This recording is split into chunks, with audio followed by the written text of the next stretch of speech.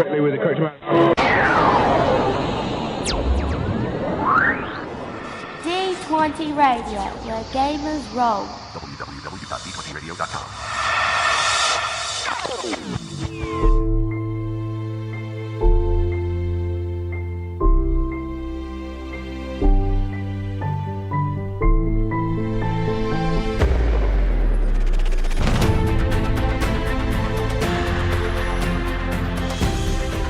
Hello, Gamer Nation, and welcome to the Dice Bell podcast, covering everything that you've ever wanted to know about how to run and play in the Genesis role-playing game by Fantasy Flight Games. I'm your host, GM Hooley, and this episode we have a very interesting show for you, but for the moment, I'd like to introduce you to the people who, when Yoda claimed to Obi-Wan there was another, it was actually referring to them, my co-hosts and friends, GM Huz, GM Flano, and GM Caitlin. How are we all this evening? Doing well. Doing good. Feeling pretty good. Better intro? Getting there. Very good. One step at a time to the road to recovery. After last episode, sure. So, what's everybody been up to gaming-wise? Michael?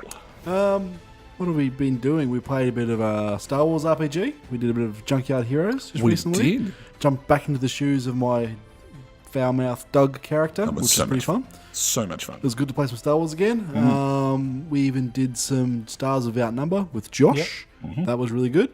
Aside from that, my gaming has been a lot of Netrunner still. Bit of Legends of the Five Ring with Martin. And I'm diving headfirst back into Infinity, which has been a while. So I think my gaming has been all over the shop. You may have been forgetting something else. Imperial Assault. Imperial Assault. That's correct. That game that's been sitting on my shelf for the last 2 years, and finally decided to play it, and it's amazing. I love that game now. It is really good. You'd even go so far as maybe to say it's becoming a bit of an obsession? It's holding me over until Legion comes out. Which is what? Not all that long? No, March 27th or something. March 27th. And it seems like so long away. It gives me more time to build a table for it. So I thought you were going to say bank balance then. Well, that too. I am actually selling stuff and stashing money for it. So yeah. Very good. Martin, what about you? Junkyard Heroes as well. Playing my Nemoidian, who is the crookedest man you have ever met. In fact, he's now wanted by the Empire. Yes, he is. For someone else's crimes. Looking at you, Mike. Oh. You'll find that Grimes has a very clean slate. And this poor Doug is associated with a very, very bad criminal. That's gets him into all sorts of trouble. You're a bad influence. So other than Star Wars, what else are you doing? A lot of the same things. But I've also done some more of the World of Darkness campaign, Vampire the Masquerade. Played a bit of that. My brouhaha has been... we burnt down a house that was containing hunters. Wow. And that escalated quickly. Well, it's at the moment we're set in the medieval period. Oh, okay. So we basically performed a barn burning. Is that like Dark Times? Dark Ages, yeah. Dark Ages, yes. But that's the night out in the medieval days. Yeah. But we basically staged this thing where we got a bunch of dock work, shady types, and we told them that we had some work for them. Used our powers to, sort of coerce them and got them out there to this barn out in the middle of nowhere. Attacked the people that were in there because we knew that they were the hunters. Right. But first of all, we set the barn on fire. So as they ran out, we were slaughtering them. Wow. Barn burning Fridays always goes off. Yeah. But that, in the medieval times, that was something that... it's a night out. That's what it is. It's a good, wholesome family night. Good old barn burning. We're not nice people. Hashtag barn burning. Okay. Caitlin, what have you been up to? So I've been up to pretty much not entirely all the same things, but the Stars Without Number campaign has probably been the highlight for me. We had our session last night and I had an absolutely fantastic time at that session. And I thought it was really, really cool that I didn't roll my dice once that whole session. It was all done through role-playing and story. I think the only time I did roll my dice, because I lied, I did roll my dice, was for initiative. And I pretty much didn't even need to roll it during that combat. And I just thought I thought it was really wicked. I thought that was really cool. It was an awesome session. There's certainly some great moments that you can have in a session where you don't roll any dice, and I know that I've done them as well. And it just gives you a certain level of satisfaction that it's not all just about mechanics. Yeah. But that's what we're doing. We're role playing, and that's what I love about it as well. So, Yeah. And it was really cool as well because it's the beginning of the campaign. So our characters, as much as we as players are getting to know our characters, the other characters around the room are trying to get a feel for what's going on. So my character, for example, has to take certain medication that makes him have the same type of effects of what any, hardcore narcotic has. So he gets a little bit high afterwards just to kind of keep his psychic powers in check. But when the captain, Michael's character, came in and had a conversation with me, all she saw was dilated pupils, acting shady, running away from the ship, needing to go get something. So she fully believes that she now has a drug addict on the ship. It's a real liability. It's a liability, and we know how the captain handles liabilities. Bullet to the brain. yeah. wow. Yeah, with the space funeral after that. So, yeah, but it's just interesting because you're figuring out your character, everyone else is as well, and I think it was done really, really cool through storytelling and through role playing versus checks against each other and all that kind of stuff. I thought it was wicked, really cool session. That's very good. Well, as far as what I've been up to, I think that pretty much everything's been covered because you guys, in the last few weeks, are the only people I've been gaming with. Yep. So, just done a little bit of Star Wars RPG, got to run that. Haven't run Star Wars RPG for quite some time now, so it was great to get back into the chair again, and I had a lot of fun with that. Everything seemed to run quite smoothly, I thought. Not bad for very little preparation. And that's the other thing that I like about not only just Star Wars, but Genesis as well, that there is you can get through a session without much in the way of game prep. You've just got to think about story, and that can go along quite nicely. Very good. Well, that's pretty much got everything covered. So we've got a lot to discuss this episode. So should we get into what's out and about on the internet? You mean what's on the radar? Yeah, pretty much. On the radar. And welcome to On the Radar, the segment where we will discuss the latest and greatest on the internet concerning the Genesis roleplay game and any other amazing discoveries that we feel may be of interest to our listeners. So what have we got on this week? Michael? There's a fair bit of stuff on this week. News coming from everywhere, really. I guess we've addressed the biggest thing, and that's the fact that the first Genesis sourcebook is finally on the boat. Realms of Terranoth. The infamous FFG boat. It is. Yes. So, but I like Which is a dinghy. Yeah, exactly. And I would like to say you would all have this book by the time you listen to this podcast, but it's probably another 3 months out. Being realistic there, but fingers crossed we'll get it sooner rather than later because I think we're all looking forward to getting our hands on the first Genesis source book and seeing how that's laid out, because what that's going to do not only give us amounts of information for running fantasy games in or out of Terranoth, but however it's going to give us an idea what all future source books are going to look like. Absolutely. That's what one of the things I'm most excited for. How they lay it out, how they format it, how they address things like talents and What's stuff in like it? that. What's in it? Yeah. Because imagine there's going to have a lot of juicy things in that book in terms of new talents and species and whatnot. And, it's going to add so much to the game. Well, alchemy's in there, which is going to be fantastic. It's a whole new feature to the narrative dice altogether, so that's pretty cool. Which is sweet. Well, and in FFG's defense, though, I think that it went from imprinting to on the boat fairly quickly, probably quicker than I've ever seen any of the Star Wars books, for example. The rumor has it that it was printed in America, opposed to most other places which are printed in the China, I think. So there's a bit of a lag time there. Yeah, I heard that there was a change in that. Yeah, which is good. Which means they obviously recognise and FFG realised they needed that book out fairly quick. While the Genesis is a hot thing essentially. Absolutely, which is good. Martin. Okay, well, one of our fans, Christopher Kelvin, has started to put together some content for his setting, the Asian War. It's in our community group for the Dice Pool podcast, and it's kind of looking really good at the moment. It's even had a map added to its content. There was somebody else that did the map for that, wasn't it? It was. Yeah. I actually thought that was the coolest thing ever, that one fan put up something that goes, here's what I'm thinking of, and another person has just come on and gone, I think this would look really cool, and did all the graphic for him. And I thought it was Absolutely. wicked. It's happened as well with some other content, and I think Ian mentioned as well, it's really cool when our fan content becomes fan content. It was wicked because even with GM Huzz's sci-fi armory, it was just put out in a Word document, and this really awesome person, which Mike should give a shout out to, completely graphically designed the document to look really schmick and really cool. I just think that was really cool. I love our fans. I love it when people work together in order to create excellent content. And Like this podcast. But I'd say give it a look. As I say, it's coming along really well. Yeah. And I can't wait to see the final product. And you can download, I think, his example document off the Dice Ball Podcast Facebook page.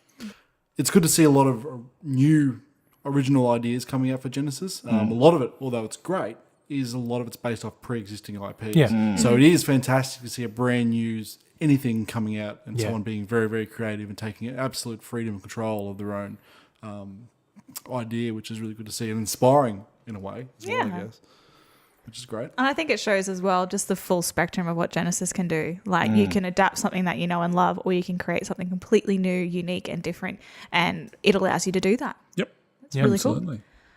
Following on from that, when we're talking about content and things that support Genesis games, is the FFG forum has got a compiled resource list. We'll also put a link to this on our Facebook page so that you can see it, which has a lot of different resources for people who are creating settings, getting into the games or looking at ideas, as well as some of already the resources designed to support people in terms of weapons, world settings, all those types of things. So that's really, really cool. And we are also going to steal that idea a little bit by collaborating on some of the resources that we receive from our fans, that we create ourselves, and what we can find on the internet on the Diceport Podcast website as well, because we'll also have some of our people's submissions, some of the content that we've created to share with everyone on the internet for Genesis. So FFG compiled resource list and our website as well. We'll start collecting some of those things. So if you have anything, know of anything, send it to us. That talent list, which is on the FFG forums, Isn't is that just fantastic? amazing. It is a blessing. Yeah. Because we use that exclusively for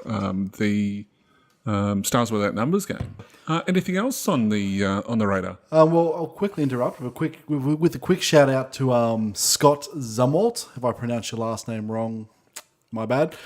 He's the guy who very nicely went through and did up the GM Huzz's sci-fi armory to look exactly like something out of the Genesis rulebook, which completely blew me away. It was a great honor to have someone do that to fan service essentially. So it was fantastic to see. And I've updated the Dropbox file with that, so it's a current one that everyone can download. And essentially, any updates I do to it, I'll be sending through to him to do the update, because that's one thing I don't know anything about is making things look nice in a Word document. So I'm glad that someone's jumped in and helped out, which is fantastic. Yeah. In the community. Really, really cool. So have any of you guys sort of started working on your own settings? I know that we've spoken about previously that we will be presenting some settings at some point down the track.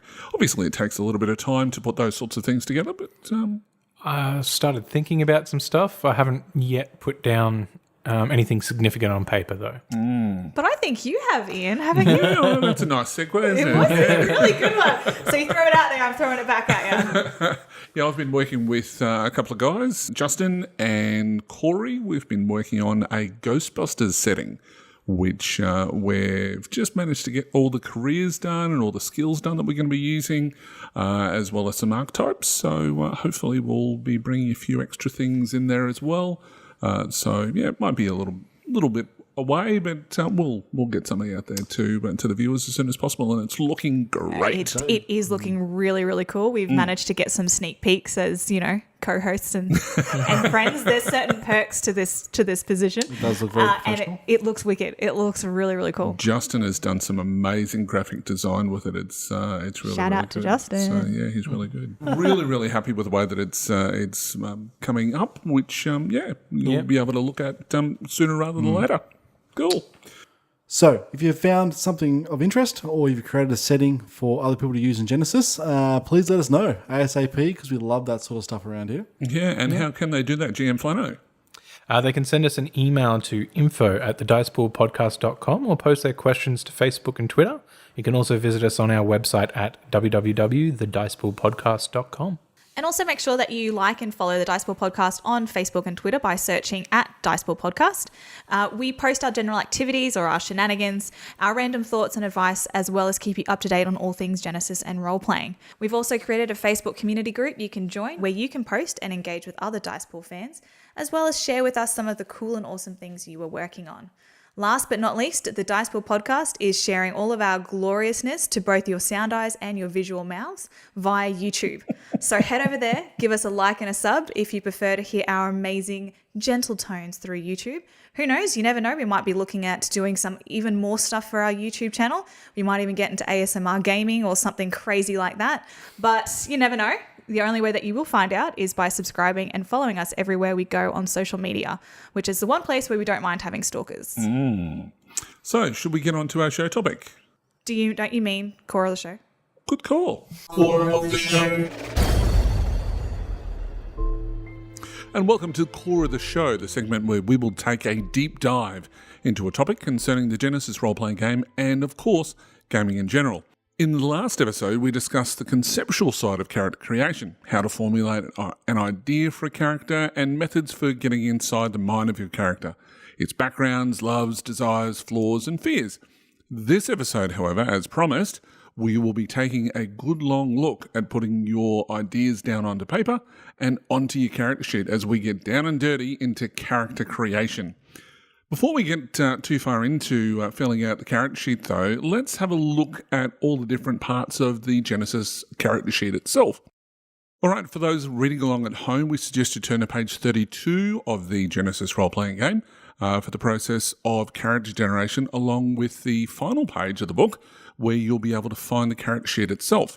Now, you can also download a copy of the sheet from the FFG website, or you can grab the link on our Facebook page as well as our website for the vectorized version of the character sheet, which I believe is Caitlin's favourite. It is my favourite. That is the best way to have a character sheet so everyone can see it on the table and it dominates. It's how you dominate the game. Wow. So, I guess we should start at the very beginning, which, as I said, let's take a look at the character sheet itself. So, Martin, where should we start? Start at the top where we've got the character details, your general things like character name, species or archetype, career, and of course your player name. You should know that one. Which should be your name. Yeah, just, pretty much. just, Yeah, just just to so- clarify yeah. that. Yep. Following from there on the character sheet, you'll see that there has soak value, wound, strains, and defense, which is created as your numbers for that will actually get completed as you do your character Yes, as well. because But there's a these are section all- for that. All derived attributes. And can be the scariest part of the character sheet, depending on how far into the campaign you're going to be. That is true. Particularly when you look at your soak value. So you've then got the main characteristics from the character sheet itself, which is brawn, agility, intellect, cunning, willpower, and presence. And they're all pretty self-explanatory as to what they do. Brawn is how strong you are. Agility is how agile you are. Intellect, how smart you are. Cunning, how cunning you are, and it just kind of goes along from there. Yes. So yeah, it's pretty simple. They range from Presence doesn't get a description. oh, okay, well, Or willpower. or willpower. Yeah, Well, in that what? case, fine. I'll finish it there. Yeah. It's a cliffhanger. Like many of my campaigns. So we've got willpower, which is your inner strength. Oh, is it? Yeah, it is. I thought it was your willpower. Oh, that's how will you are. Well, you are right. As well as your presence, which I love presents. Do you, that's without the T, with an E at the Oh, we're all disappointed. end. A bit of a letdown. So I don't get two presents? No, you do not get two presents. If you're a half orc or an orc, you only get one present. Anyway, so presence is how well you get along with people, how you present to others. So that can include things like if you're trying to negotiate with somebody or whatever else, but that's more about skills. So it's effectively how well you relate to other characters. And so what's our next part of the character sheet? Mike? Well, the next part is the meatiest part of the character sheet, and that's all your skills. Now, the skills are arranged in several categories. You have your general skills, and you have your combat skills, your social skills, and your knowledge skills. And in some campaigns, you may even have magic skills, depending on if you're playing in a magic setting or not.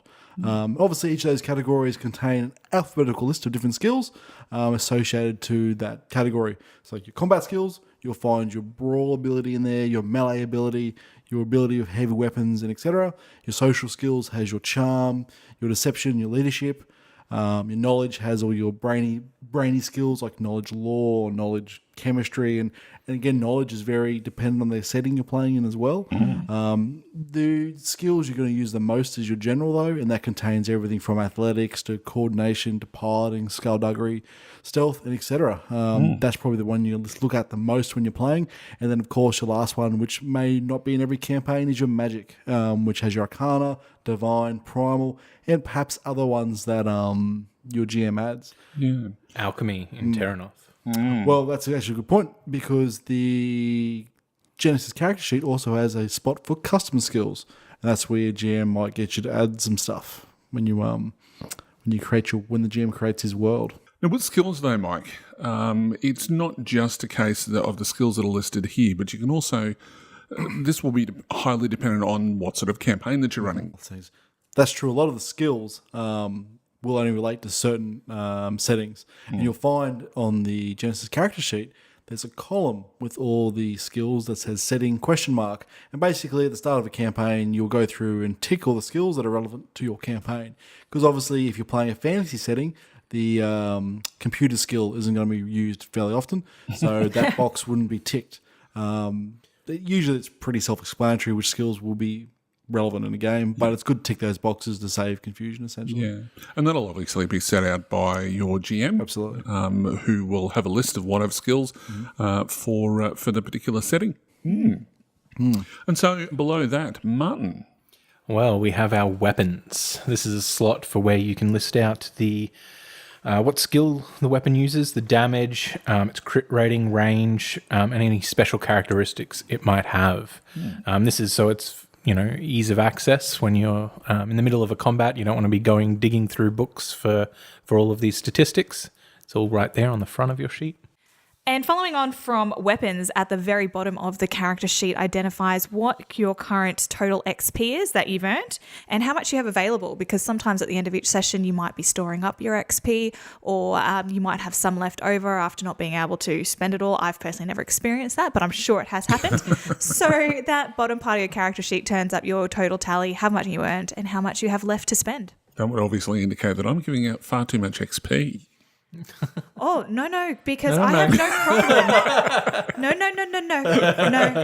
No. What have you done? I have no problem spending my XP. Right. It gets spent very well Very every quickly. session. Nice. Excellent. All right, so then we turn to page 2, where we start looking a little bit more into sort of the background of the character and what is laid out there. So we've got 4 different sections. We have strengths, flaws, desires, and fears. And we'll go into this a little bit later on, but effectively there are a number of charts which are inside the core rules that you can go through and pick a word effectively that suits that area of what your strength is.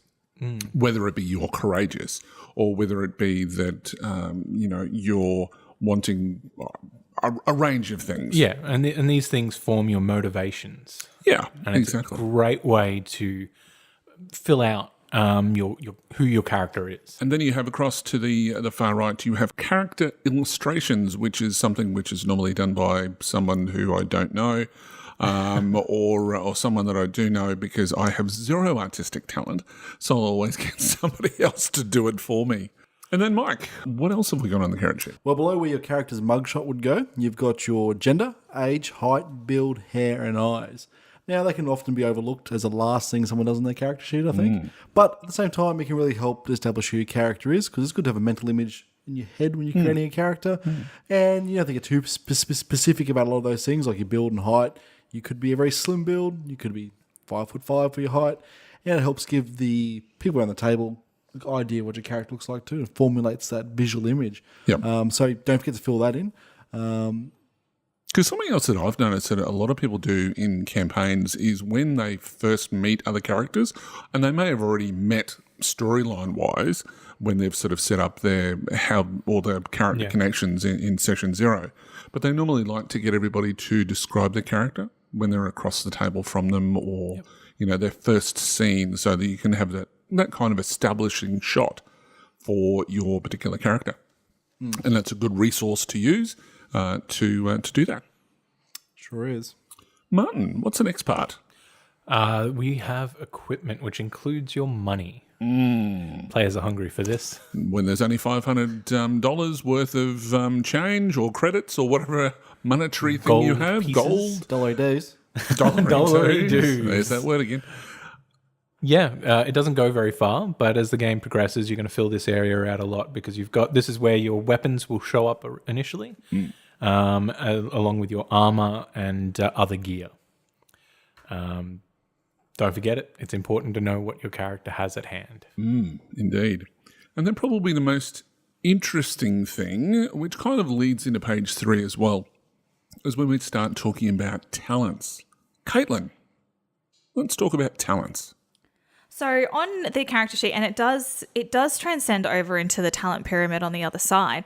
But what you actually have on the page 2 is a little bit of kind of like a cheat sheet of the type of talents that you have, where you can find them similar to what's on the pyramid. But this can be used for lots of different things. Like, for example, on your talent pyramid, you might not necessarily have your special ability that your archetype has, which this could be a good place to put that in. Yep. Any other extra custom ones that might not necessarily be in the pyramid, but can be extra ones thrown at you, can all be represented here as well. So it's a good one. For example, in the Stars Without Number campaign, I have telekinesis, and telekinesis isn't actually part of my talent pyramid, but it is still a skill and a talent that I can, a talent and special ability that I have, which is where I identify it in this section of the character sheet.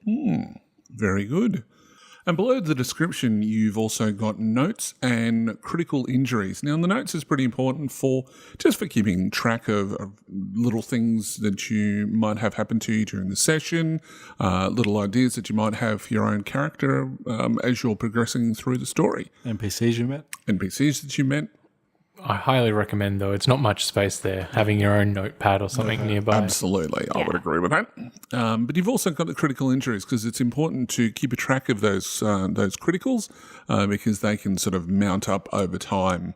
So it's got space there for you to put the severity of the injury, because that's going to give you an idea of when you need to apply yourself with a med pack or a selection of bandages, or when things have got to a stage where you need to seek urgent medical attention from somebody else. It's good to keep track of what injuries and how critical that they are during the session. So the final page of your character sheet is the talent pyramid. Now, it might be pretty funny looking if you're new to the system, but essentially it's pretty straightforward to follow once you have a look at it. You've got yourself 5 columns all up.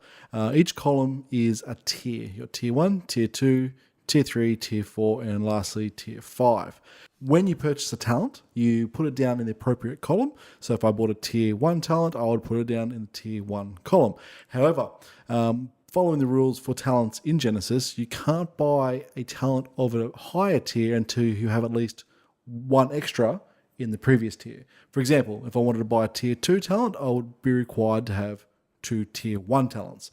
So once I have 2 tier 1 talents, it unlocks essentially the tier 2 column, and I can put 1 tier 2 talent into that column.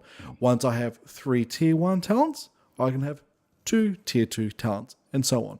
And you'll find the pyramid sort of naturally flows out in such a progressive manner that you will slowly fill it up as by the rules. It's actually quite handy how they've done it. Once you have a look at it and you wrap your head around it, it's quite simple to follow. Which is pretty much the biggest difference, I think, between Star Wars characters and characters in Genesis, is that there's a lot more. It's just tiers that it's listed. It doesn't have them in an actual grid or a tree of talents. So you can just choose any tier 1 talent that you like.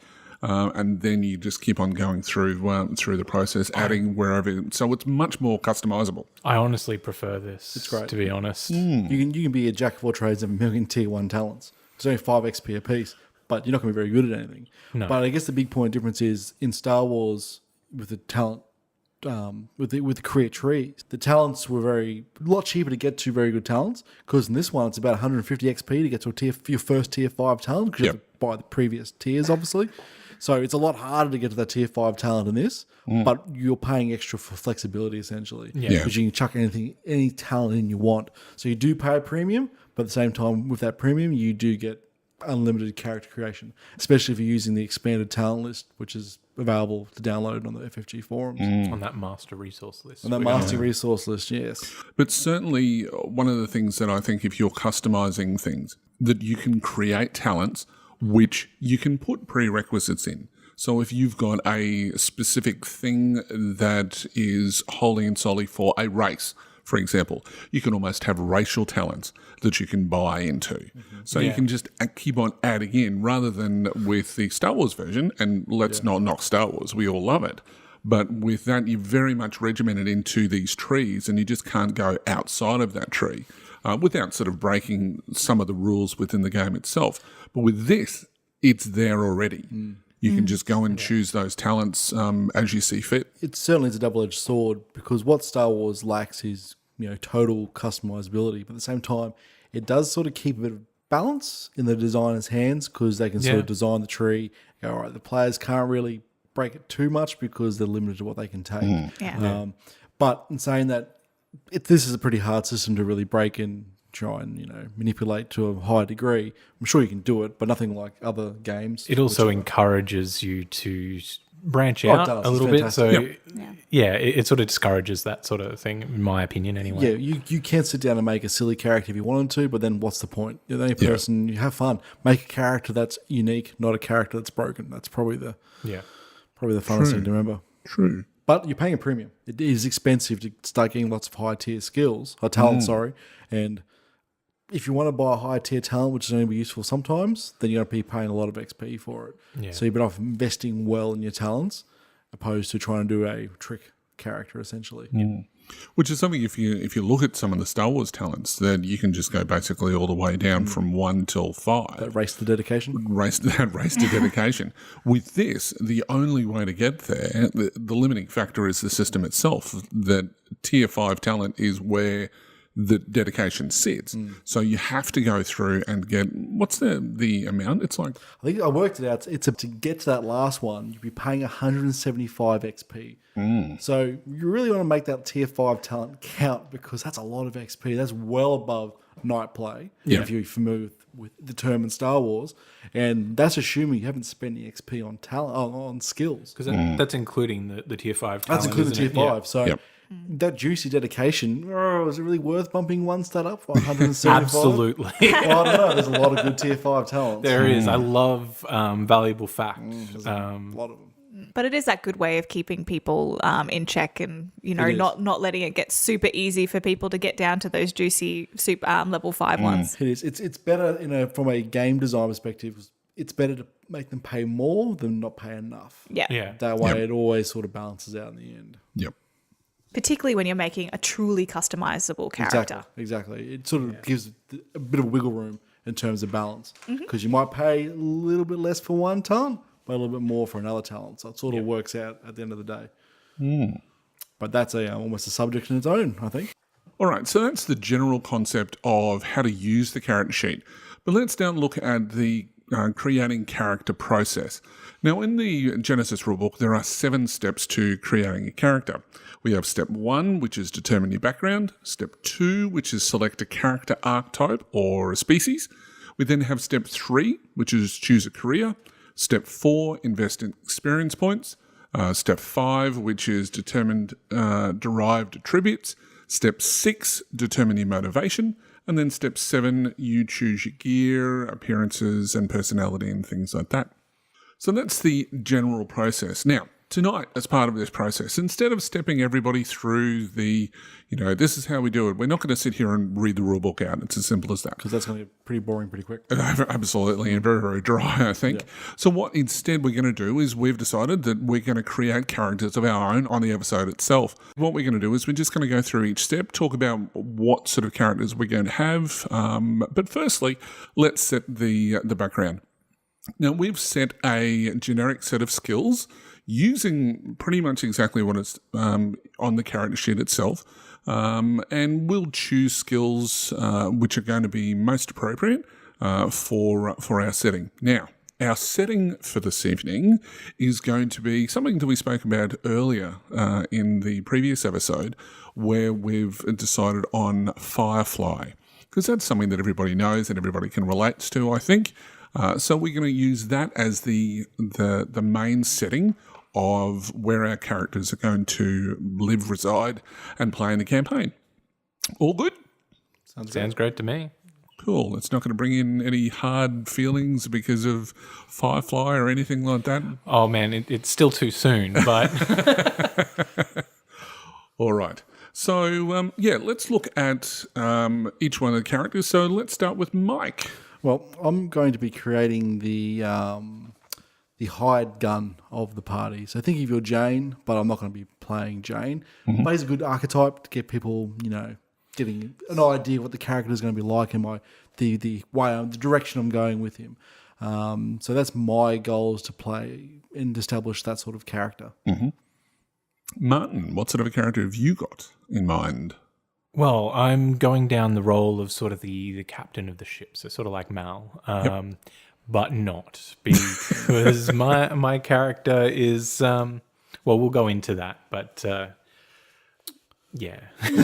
Awesome. So you've obviously got some ideas I've got some on ideas, what you're going to do. Yeah, absolutely. Caitlin, what sort of character are you going to have? I'm going to take on a bit of the social profile face type of character, and I'm going to combine some ideas from the Inara and Kaylee type of character as well to create someone that's a little bit different and a little bit cool to help, guide the crew and be a part of that key person, the heart of the crew, essentially. Absolutely. Outside of Serenity, of course, because we all know that is the true heart of the ship. Right. And the story.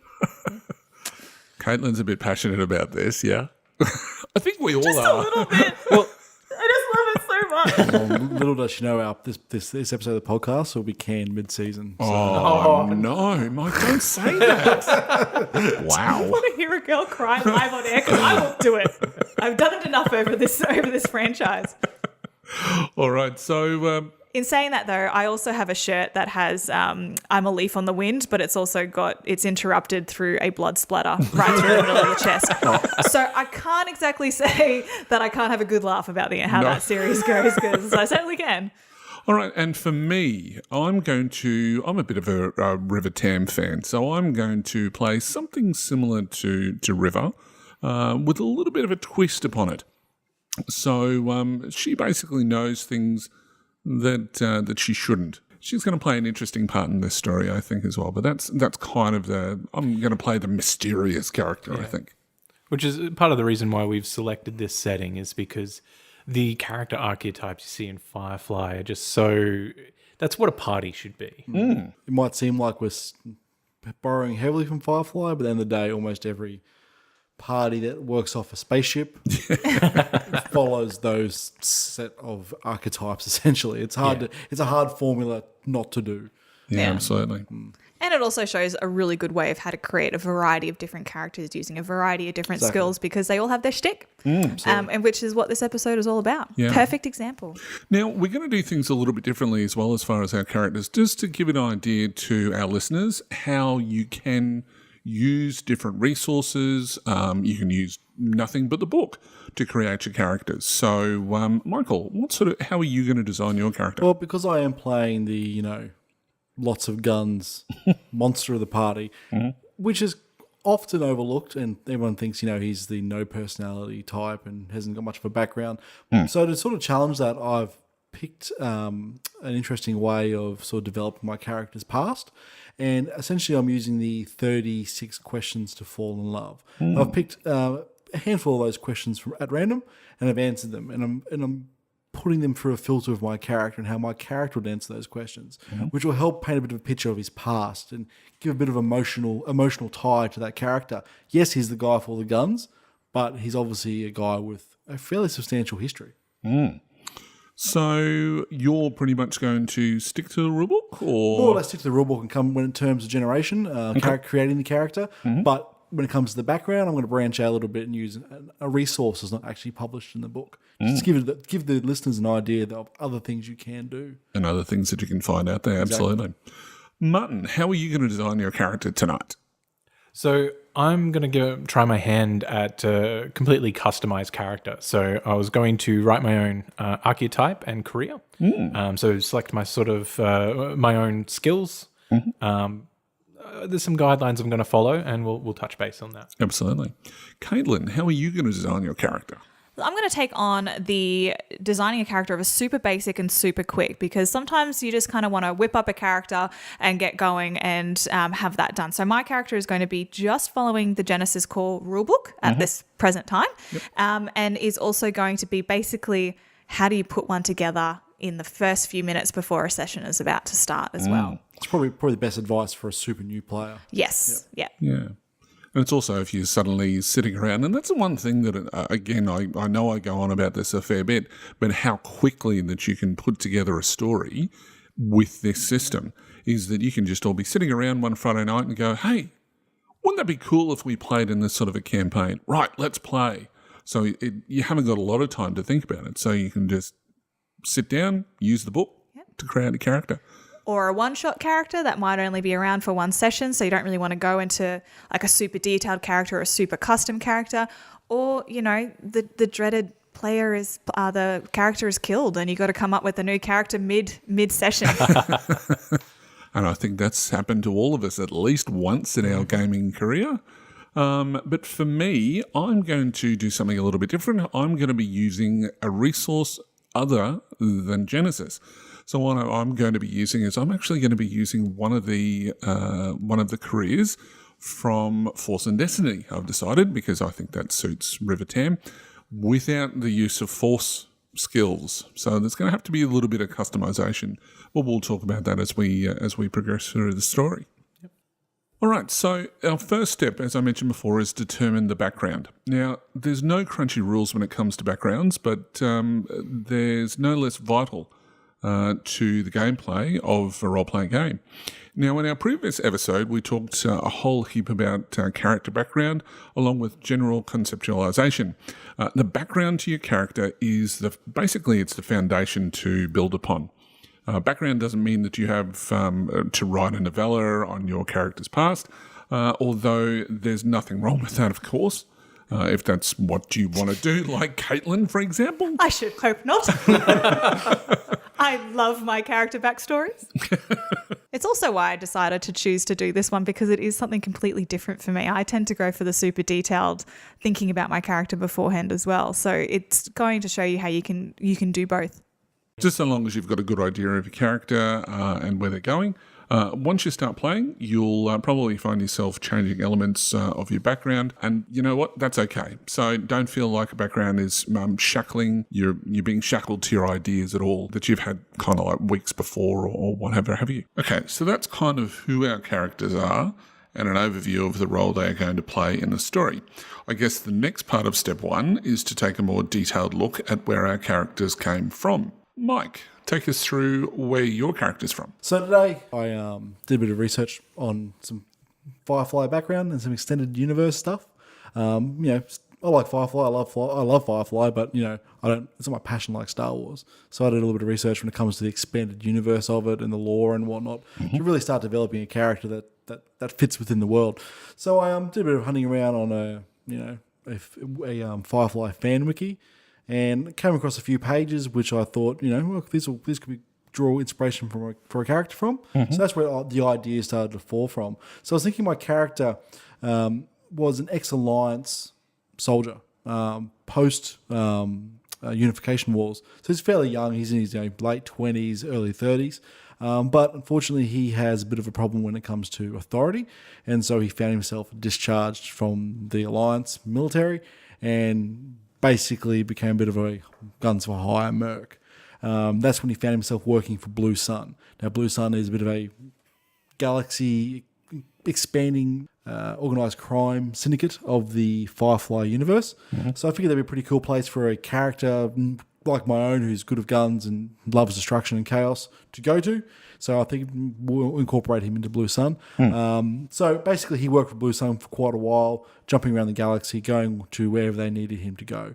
But essentially the same problem came up that he had in the military, and that's authority. And eventually he clashed with someone in charge, and he was kicked out of Blue Sun, and he more or less would become a merc for hire. And that's when me and GM Flano were discussing how our characters might have met. And because my character is a military man, and so is GM Flano's character. So we sort of came up with the idea that one night my character was at a bar in some dank place, and GM Flano's character saw the unit tattoo of his X-Alliance unit tattooed onto my character's arm. And just so happens to be, GM Flano's character is also from that unit. Another generation of that unit, because GM Flano's character is a fair bit older than my character, but that's what's tied our two characters together is that shared backstory. Yep. So that's where we sort of have our characters intersect. So that's where we're going to discuss with you guys and see how we can also work you into each other. But as for my character himself, that's a bit of a sidetrack coming to connecting my history to GM Flano's history. But my character basically, I started throwing together some ideas down on pieces of paper. I found an image on Pinterest which really appealed to me for my character. A name popped into my head. His name is Andy Jackson. He looks very military when you see him. He's got a shaved head, except for a mohawk. He's not quite Jane, but at the same time, him and Jane could probably be best buds in some circumstances. He's a bit of a heavy smoker, and he's a functioning alcoholic. He likes to drink an in-universe Kentucky bourbon known as Earth That Was Kentucky Bourbon, which is pretty cool. So I found a random page on the Firefly wiki which had the bourbon. So I thought that's a great character element. So I chucked that into the background. So essentially, he's a bit of a rough around the edges type of man. But so I've got this. I end up with this fairly broad spectrum of this character. He's a tough ex-military soldier with a problem with authority. So I asked myself, all right, so where do these problems stem from? Because quite clearly, if he's got a problem with authority, that's usually more deep-seated root in his past, into his childhood or teenage years. And it's funny because then I went on and asked myself 3 of the questions from the 36 questions to fall in love. I picked 3 at random and answered them as my character would answer them. And my first one was, do you have a secret hunch about how you would die? So I thought about that. How would my character respond to that? And my character responded like this.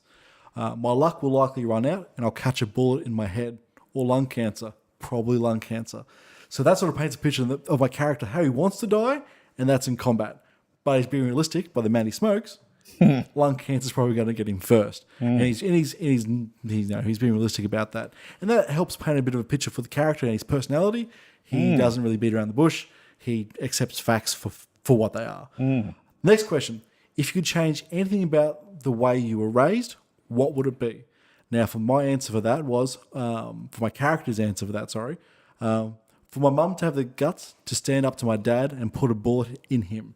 Wow. Yep. So obviously, it's sort of hinting at that my character, that young Jackson, had a fairly abusive father, and beating him or his mother. It looks like they might have led him down to some pretty dark paths. Yeah, absolutely. The last question, keep in mind these are all random. These are random questions, and they all sort of fell in together perfectly. Yep. My third question was, what is your most treasured memory? I got pretty deep with this, so I thought, okay, he's a guy who's come from a pretty broken family. Yep. So what would his most treasured memory be? His answer was, when I was a kid, there was a day that my dad wasn't drinking. It lasted for a month. After he sobered up, him and mum were getting along, truly happy. It was like glancing at another life where the drink hadn't turned dad feral. So he's a man who's basically, it seems like a lot of his authority problems stems from his father, basically. So he's got, abusive dad in the background and his past. And He's got daddy issues. he's got daddy issues. However, it's sort of made him the man who he is today. And ironically, he is a heavy drinker. He's a functioning alcoholic. But he's not like his dad. He doesn't get abusive when he's drunk. And he's learned a lot of lessons from that. In fact, I made this character. He's got a very, very rough exterior. You wouldn't think it at first glance, but he's got an absolute heart of gold. He'll always stand up for the weak and put himself in harm's way if need be to protect people. And that would extend to the crew and to anyone that's innocent around him, especially women and children. Yeah. And again, this is the perfect example. I've used 3 random questions from that 36 Questions of Fallen Love, which you can find just by Googling it. And it's given me this really pretty emotional background to this character because I just pretended to be that my character when I answered those questions, and it was great. And it just helped me paint the picture of my character's background in about 5 seconds. It certainly does flesh out the character very, very quickly. It does. Because, I mean, from my perspective, just the answer to your first question was a huge answer to what sort of character is very fatalistic. And that even though he's putting himself obviously in harm's way, he doesn't see that as a problem. He sees the fact that he's going to die of some sort of horrible disease. So, very fatalistic. I like it. I like it. It also does give a good insight into the type of skills and talents that you'd be looking at at grabbing. So you wouldn't exactly be grabbing a lot of talents or skills that based on self-preservation, more so going out and killing what needs to be killed in a glorious way, which I think which is pretty cool because that's what you're looking at. Exactly. You're not looking at, you want to die in combat. So what you're going to be investing your time and your talents in is combat skills. Exactly. When those questions were answered, and it really did help define where my character was going to go. I knew straight away he's just going to be a regular big burly soldier, but with a very specific orientation of skills and talents that I'm going to take, which is great. And that's helped me massively in developing the character, which is fantastic. Some deep-seated issues there. Martin, tell us a little bit about your character. Well, we'll start with who my character is now, where he's come from. He is ex-military, much like Mike's character. Now, I don't know if you mentioned, but the military that we were both a part of is actually the Alliance. Yep, I mentioned that. Yeah. Post. Well, I'm ex-Alliance post. But I'm from during the war. My character's he's an old grizzled vet. Oh. He's retired. He's been out of the military for some years now. And he when he left, he had suffered injuries, so he was medically discharged. But the Alliance didn't really give him the support he needed to return to the world that was now after the war. So he's really been let down by this world. So he still believes that he was on the right side of the war and that the Alliance is the best thing for this galaxy, but he does see it as being a bit corrupt and it's not what it should be. Well, I said to you earlier today that it's very Vietnam vet, the forgotten hero returning home, exactly, and the government, or in this case the Alliance, just doesn't care. You're just another cog in the wheel essentially, and spot on. Yeah, and now he has looked for a way because he can't just he's failed at returning to the life that he left. Yep. So what he's done is he's taken his pension from and a payout from being medically discharged, and he's put that into a ship. Nice. Because he doesn't want to return to the way, or he can't return to the way things was, so he wants to keep moving. He wants to, in some way, keep fighting. Yep. It's kind of like he's the kind of person who fights for the idea of what it is the government or the purpose of the war was at the time. But the reality of what the war was and the people who he was fighting for is different to the idea. Absolutely. So you fight for the idea and you still believe in the idea of what it was all supposed to be about. Just another thing is that we did also have a look at what ship. Oh. Because this is central to us as a group as well. We're going to be flying around on this ship. Because I imagine that being the captain, I've met all of you at some point and you've been brought on board. But the ship that GM Mike has suggested was an Alliance patrol boat. Oh. Now you can Google this and look it up. It's quite a good-looking little ship, but it's a bit more military focused, which I think this group is going to end up being a little bit more than Firefly was, the Serenity. Now this ship, what we know about it is that it's been around since before the Unification War. It's a very old ship, but it's still in production today. It's used by the Alliance for all sorts of actions, including anti-smuggling patrols, search and rescue, and customs enforcement. But it has also, because it's so old, it has managed to find its way into the hands of a few private buyers. And that's because he knows this ship. It's probably a type of ship that he served on during the Unification Wars, and so it feels like home to him. And I imagine he has a past and connections still within the Alliance, like a quartermaster somewhere or something like that, who has arranged this old battered ship for him that's been decommissioned, and he's given you first grab at it, essentially. Absolutely. And the beautiful thing about this is that I imagine it being dinged and dented a little bit on the surface. It's obviously been used. The paint job, well, still, the Alliance blue and all of that, you've got to really squint to see it because it's all faded and it's not really been upkept. Just like him. Just like him. Ah, nice. Like it a lot. And I think another good point to mention is we discussed ships, and if we were just going to take a Firefly type ship, because we're playing the Firefly campaign. Yeah. But I think because we are playing a Bizarro version of the Firefly crew almost, it's good to have a ship that's also equally similar but opposite. And I think an Alliance vessel, which is more designed for combat and militaristic sort of things, is a good sort of, mirror opposite to the Firefly, but still whilst being very similar. So let's not forget the ship is very important when it comes to these sort of games. Yeah, absolutely. It's a character too. That's kind of your fifth home. character. That's where you're going to be. And it is a second, in this case, it's a fifth character. Yeah, absolutely. Yeah. It feels like if we took a Firefly, everyone would just go, it's the other Firefly. So this is our own thing. And it helps us distinguish ourselves away from Firefly or the Serenity whilst not really stepping that far away at all. Yep.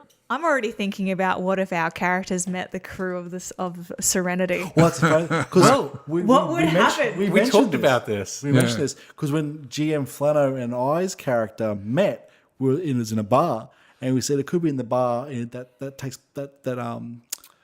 Your River? coat is awfully brown looking. well, no, the bar in the Serenity film where River Tam goes nuts. Goes nuts. Oh, and Right. we're in the bar. We witnessed that. Yep. It'd be interesting, like little you're there but not really there sort of thing in the background somewhere. You're in the background there. Yeah. You just didn't appear on film. Exactly. That's cool. You were the ones who got their faces smashed in when she went schizo. We're the smart ones who just sidled to the side and let the situation resolve itself. You were putting on bets on who was going to survive. Yeah, it's really cool. Or with ones reported the disturbance to the Alliance. That is probably something we'll get into that in a minute. So, Caitlin, tell us a little bit about your character. So my character is going to be effectively the face, the charmer, the entertainer of sorts, because she was previously a companion. Oh. She is an older character though, so it was actually really interesting. I got the idea of doing someone a bit older when I saw on Facebook someone was talking about how it's always inherent to almost go towards a younger character or a character that's similar to your own age because it's easier with role playing. So I thought, you know what, I'm going to do something completely different outside of my norm and go for a character that's a little bit older. So I'm going to be looking at a Kaylee Crossanara type character where she used to be a companion, and she's going to, in my mind, she kind of looks a little bit like Helen Mirren, because to me, Helen Mirren is just this amazing woman who looks fantastic for her age and also has this sparky attitude that reminds me very similar to Kaylee. And I think that sparky attitude got her in a little bit of trouble as she started to get older and closer to retirement age, which made her decide, I have to get out of this life and get into another one that is going to offer me some protection. And seeing as though you've just described the other characters' backgrounds, I thought it would be really cool if perhaps GM Flano's character is perhaps an old friend of mine. And when I got into trouble, the only person I know who I could call and would help me was actually yourself. And take, not necessarily alliance type trouble, but more so maybe a client who didn't like being told no. And so you've taken me on and it's kind of being a bit of a protector in how I help out with the crew and stay on board in that sense. So that's going to be her background. It's pretty quick, easy, but I think that's pretty much what she's gonna. That's what her bit of her history and how she fits in with the crew. It's kind of like Mal and Inari, the older years. Yeah. Yep. So for my character, as I said before, I'm a bit of a River Tan fan, and so I've decided to turn it on its head a little bit. So what I've decided is that my character, who goes by the name of Sun Obstan, she is effectively River if she hadn't been pulled out of the program. So she actually finished the program. So she was obviously gifted in some way, shape or form. So she's managed to go through the full program with the Alliance and has been activated as a covert agent. At some point along the track, she's probably activated because she was a bit of a sleeper agent. And then she's found that the person who she had fallen for was actually somebody that she had to kill. So she's gone and done that, and with the remorse, realised that this isn't the sort of life for her, and so she's fled into the colonies to find a better life for herself. And the downside is that she's a little bit of a ticking time bomb, insofar as all that she needs to get is some sort of message, and she could fall off the edge in quite a bad way. But she kind of knows what she is. Rather than River, who is crazy. So she's got her faculties a lot more in place, but can lose it at a moment's notice, depending on what the circumstances are for the story. Kind of a little bit like she's got PTSD or something like that, where there's certain things that just trigger her in the wrong way. Yeah, that's really cool. Exactly. Yeah, so that's kind of my character. And I think from what I've heard around the table, maybe she was working with you guys at some point, or maybe you were a target, or maybe you are a target. I don't know. We don't know. But for whatever reason, I've managed to enlist myself with you people. Perhaps you were a bounty or a target for us. We've captured you, but the guy who was going to pay us disappeared. So we just said, hey, just join our ship. Yeah, or something. We saw your skill set and we're like, hey. Well, it could be as well that your character, because you've grown up in the institute and was basically taken at such a young age in order to become the sleeper agent. When you spent time on the ship, you spent time with all of us, and perhaps maybe my character took a caring for you, because as myself, I would have never have had a daughter or anything like that. Nor would I have had a mother as such. And that bond could have formed from that. And that could be something where it's, actually I think she should stay on the ship, and we've developed that kind of mother-daughter type of connection. Yeah. And I can imagine perhaps my character being the rough around the edges, heart of gold type, has taken you under the wing as like a little sister almost. So that kind of goes along with that whole, and I Kind guess of your feels dad like really. we're a family. Oh, it's Firefly all over again. It warms my heart. But so were you a target, or were you just seeking passage? Because we're not really a cargo ship or anything like that, but we might take passengers. More kitted out for merc work opposed to I like the idea cargo. of a target.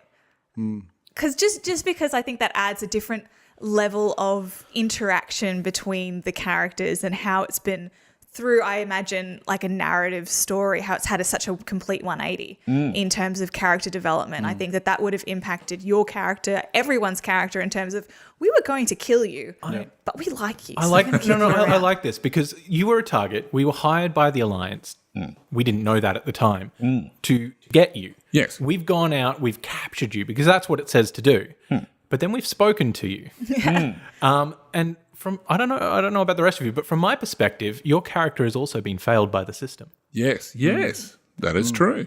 Perhaps, but we're going to throw another idea. It's going along your train of thought. Yeah. Perhaps the bounty wasn't for her. The bounty was for River. And we assumed she was River because she possessed all those sleeper agent abilities. Then we realised she's not River.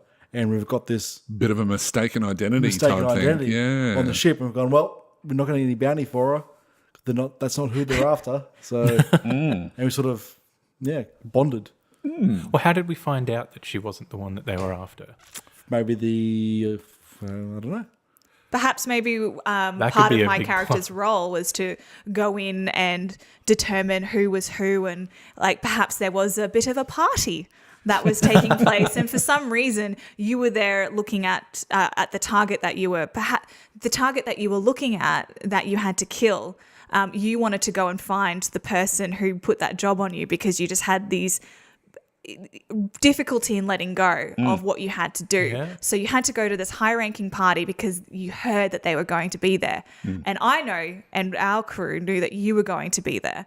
So part of my job, because you guys can't exactly pass off as high-ranking, because we all That's why know we what keep you episode I'm around. linking this to. I went in there as well, and I engaged you in conversations to try and get an idea and scope out the target. And then after talking with you, I went, actually, this isn't the right person, but this person could be very handy for us, and develop that kind of rapport from you. But unfortunately for you, who you were looking for wasn't there, but who I was looking for and ended up looking for the crew was. Because to throw in something else as well, perhaps that the two guys in the story, perhaps that they were, because I'm imagining from what Mike was saying, you're the hired gun, that maybe you were hired to protect the person who I was looking for, but the person who I was looking for was actually double-crossing you guys to try to get to me, and sort of like a bit of a double take. We need some sort of like picture flowchart We do. with pins and strings. I think we should stop, because if we go too much further, we're going to have to start rolling dice and what's going to happen here. We should play this right now. then. We should do this. Next see, next this is- live play, perhaps? I like, Maybe. yeah. Because look, that's something else as well when you think about this a little bit more, is that we're missing a fifth player.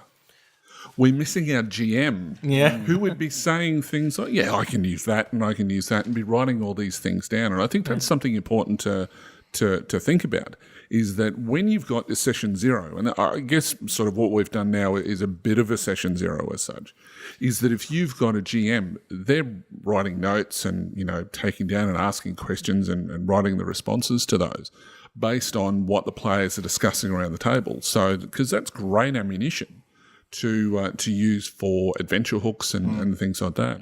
So, but anyway, I think that gives the listeners a bit of an idea. We may not have solidified our things, but I think that Mike's on to a point that maybe we might have to do it as a live play, just to sort of see how things maybe. go. I didn't have a name for my character or the ship. Oh, Oh, I didn't mention my name either. Yeah, So- we should do that quickly. yeah. Yeah. Martin, what's your character's name? Well, I haven't come up with a last name, but he's Henry is his name. Okay, all right. And Caitlin. So my character's name is Yolanda Artimatic, but everyone calls her Lani. Bonus points to people if they know where that name has come from. And which episode. Bit of research for people. There you go. That's one way. They should just know. They should. That's a law. Looking at you, Michael, you should just know. And what about the ship? Oh yeah, the ship. Well, let's brainstorm this a little bit. It's a military ship, so it'll have a very military sort of name, I'd imagine. Yeah. Would you rename it anything else? Or- Well, I think GM Caitlin's go. got something. It's not going to be great, but I think it's hilarious. So the Serenity Yes. was the other one. Perhaps like Pandemonium. Oh, Actually, For I our love ship. that. that's good cool. name, The yeah. Pandemonium. Yeah. Yep, Like it. that's good. 10 out of 10 would name again. Wow. Yeah, I think Henry would love that name, and it's perfect. Yep. Pandemonium. Yep. And I think for a campaign name, Pandemonium Crisis. Ooh. Like it? Yep. I think it's cool. Stay tuned for that campaign in the not too distant future. All right, so now we've talked about our character concept. We've kind of done our little session zero. We've brought all the characters together, and so that we're in this little bit of a cohesive unit. So now we'll go on to step two, which is selecting a character archetype or species. Now, obviously, the archetype or species of your character is highly dependent on the setting that your GM has established. So if you're playing in a fantasy setting, you'll have the archetypes that you're allowed to choose from. And if you're in a space opera, you'll choose whatever sort of species, whether it be human or what have you. But there is a large number of choices which are in the core rulebook, and there's also rules in there for designing an archetype or species that you can follow to create your own. And I think that we'll establish that as we go. So obviously discuss what with your GM, what archetypes and species that you can play. Have a look into fan-created content, or even use some of the species from the Star Wars role-playing game, and just reskin them to match the world that you're in. So you could be like, hey, Mr. GM, I like the profile for Twi'leks. Can my charismatic elf from the arid plains of Juntel be treated as one of these? Oh, look, sure.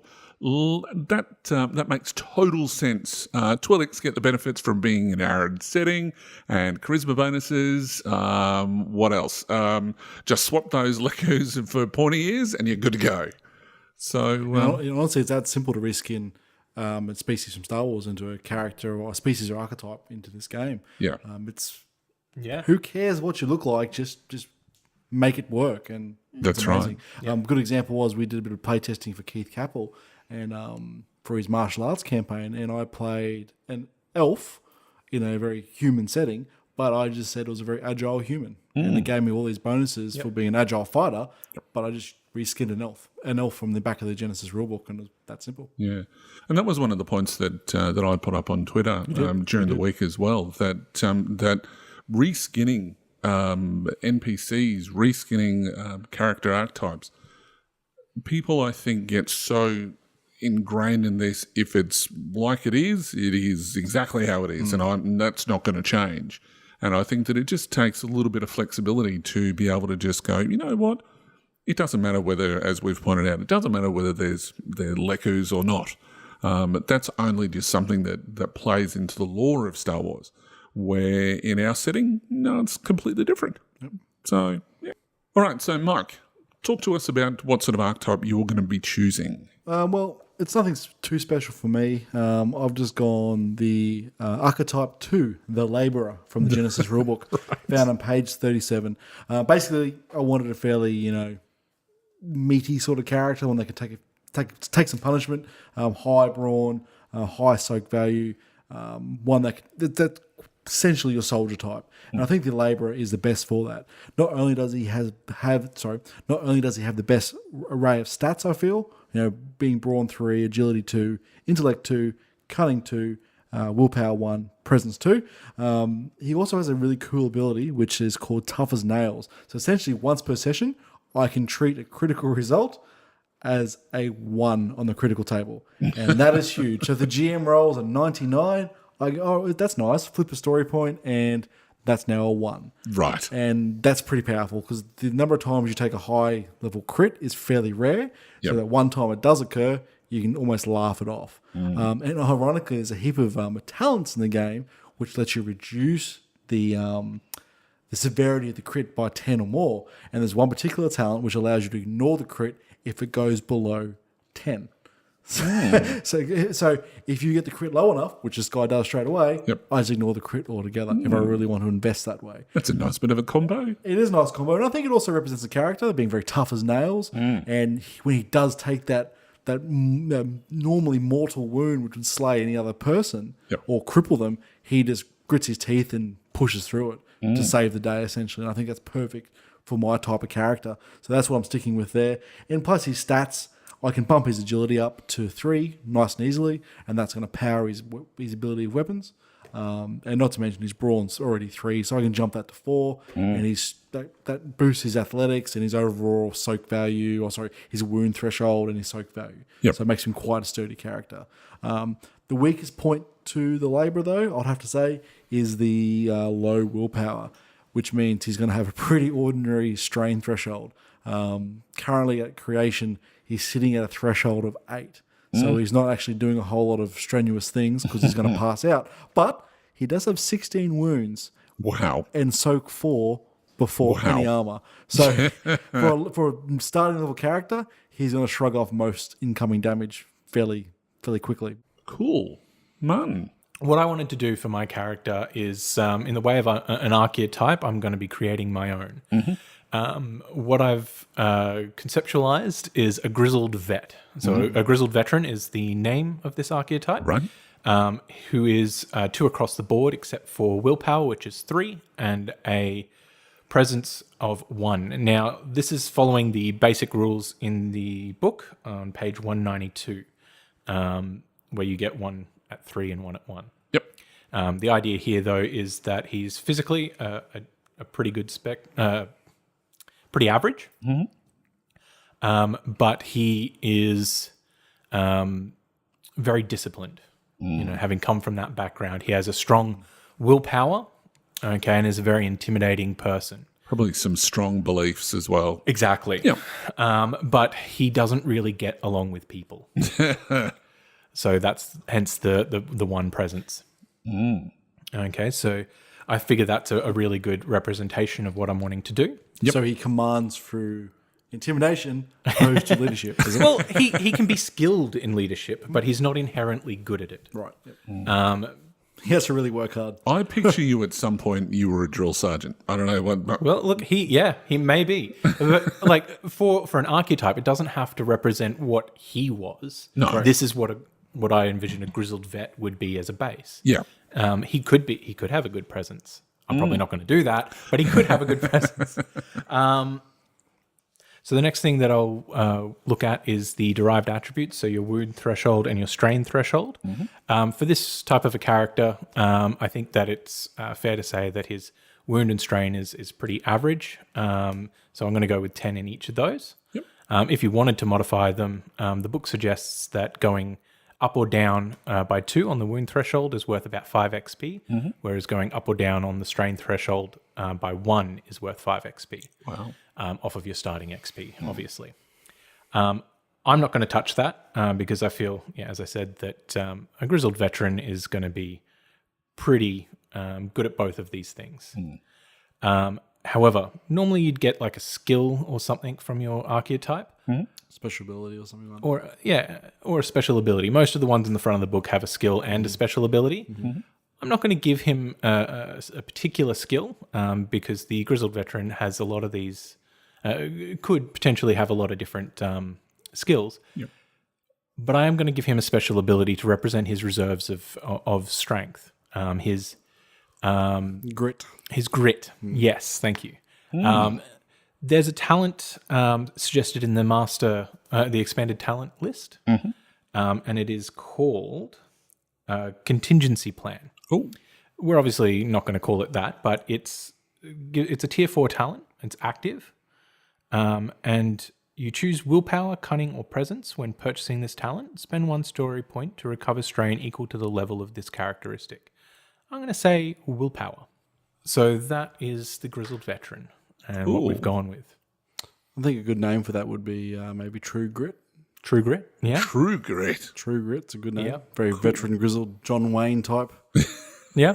name to give it. Yeah, it works. Cool. And that's what I've created. So Nice. Perfect. Caitlin.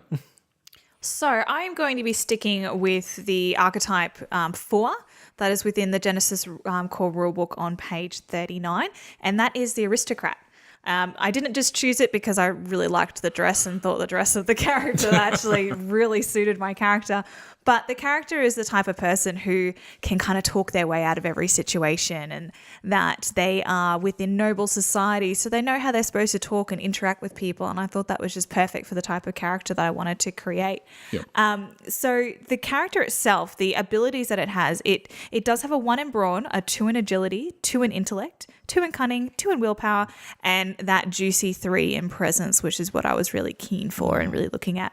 The starting XP is about 100, which is pretty standard. It's nothing too exciting on that one there, but it does have starting skill of 1 rank in cool during character creation, which I thought was, in its very effectively its namesake, was very cool. I do also have an extra extra little bit of a talent or a skill, special ability, which is force personality. So once per session, my character can spend a story point as an incidental, and if I do so during the next skill check they make during that turn, my character doubles the strain I inflict, or I double the strain that I can heal which I can choose to do before making the check, which for someone who doesn't have a lot of brawn, doesn't have a lot of like combat readiness, and a lot of the stuff that I do would consume a lot of that strain, can really make or break a character in terms of narrative storytelling. So that's pretty cool for this type of character. So I went with her, and I've just chucked in those stats straight into my character sheet. Cool. And that is it. I'm just going to... I forgot to mention that the Grizzled Veteran will start with 100 XP as a starting character. Sounds good. So so far we have 2 species or archetypes straight from the rulebook. GM Flano has made his own using the guidelines from the rulebook. So that leaves GM Hooley. What do you have left? What are you making? I looked at some of the Star Wars species because, as I said, I was going to look at some of those sorts of species and just use other. However, I decided I fell in love with, in the back of the book, of the Genesis book, or close to the back, on page 182 and 183 from the space opera setting, so I guess it's kind of almost Star Wars, talking about the psionic, which is very much a mentalist, which I think kind of suits the gifted nature of this particular character. Absolutely. She's not very personable, but that's something that I think that she's. Yeah, my character it's not the sort of person who you want to mess with. She's the sort of person, if you walk into the room, you're probably going to avoid her at all costs. So having a high willpower, because she has 2s in everything, except for willpower where she has 3. So very similar to your character, Martin.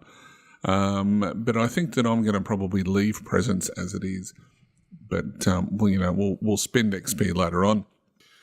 So then we go into the wound threshold, which she's pretty low on wounds, which I'm a little bit concerned about. But I'll look into that a little bit more when I sort of expand my brawn. 7 brawn, 7 plus brawn for wound threshold. She's got 11 strain threshold plus willpower, so that's going to give her 14 strain, which. If she gets some sort of abilities such as, martial arts, which is something that I think that, River would have had, so I'm expecting my character to have as well. Experience points, however, only 70, so that's pretty low, but yes, there is a reason why. No. Absolutely. So below that, I've got 3 abilities, which is Mind Reader, then Mind Shaper, and Mind Breaker. So I'm getting into people's heads and manipulating them for all that they're worth. So Mind Reader, as an action, a psionic may make an opposed discipline versus discipline check, targeting 1 living creature within medium range. If the check succeeds, the psionic knows the target's current thoughts and emotional state. For 3 advantages or a triumph, I may spend that to discover other thoughts or memories at obviously the GM's discretion. So this is definitely your telepath. So I'm kind of liking that already. Then Mind Shaper. So as an action, a psionic may make an opposed discipline versus vigilance check, targeting 1 living creature within medium range. If the check succeeds, the psionic may cause the target to adopt an emotional state of the psionic's choice for the next minute. Sounding very, very Star Warsy, really, isn't it? As far as sense emotions and things like that. Yeah, so for the next minute, as I was saying, for an advantage or a triumph may be spent to increase the duration by 1 round. However, obviously, with some threat or despair, the target realises that their emotional state is being manipulated. And then lastly, with Mindbreaker as an action, a psionic may make an opposed discipline versus resilience check, targeting one living creature within medium range. If the check succeeds, the psionic causes the target to suffer 1 strain, plus 1 additional strain per 2 successes generated on the check. 3 advantages or a triumph may be spent to cause the target to suffer 1 wound as well. Right, so you're pretty average character, really. Pretty standard, not much going on there. So obviously discipline's going to be my skill of choice, Well, I'm thinking. We start off Willpower 3, which is huge. That's massive. And Willpower is one of those overlooked attributes too, I think, in this game.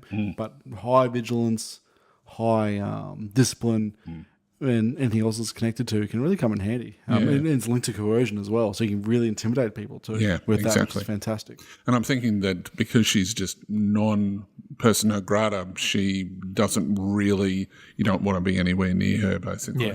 Yeah. So that kind of suits her.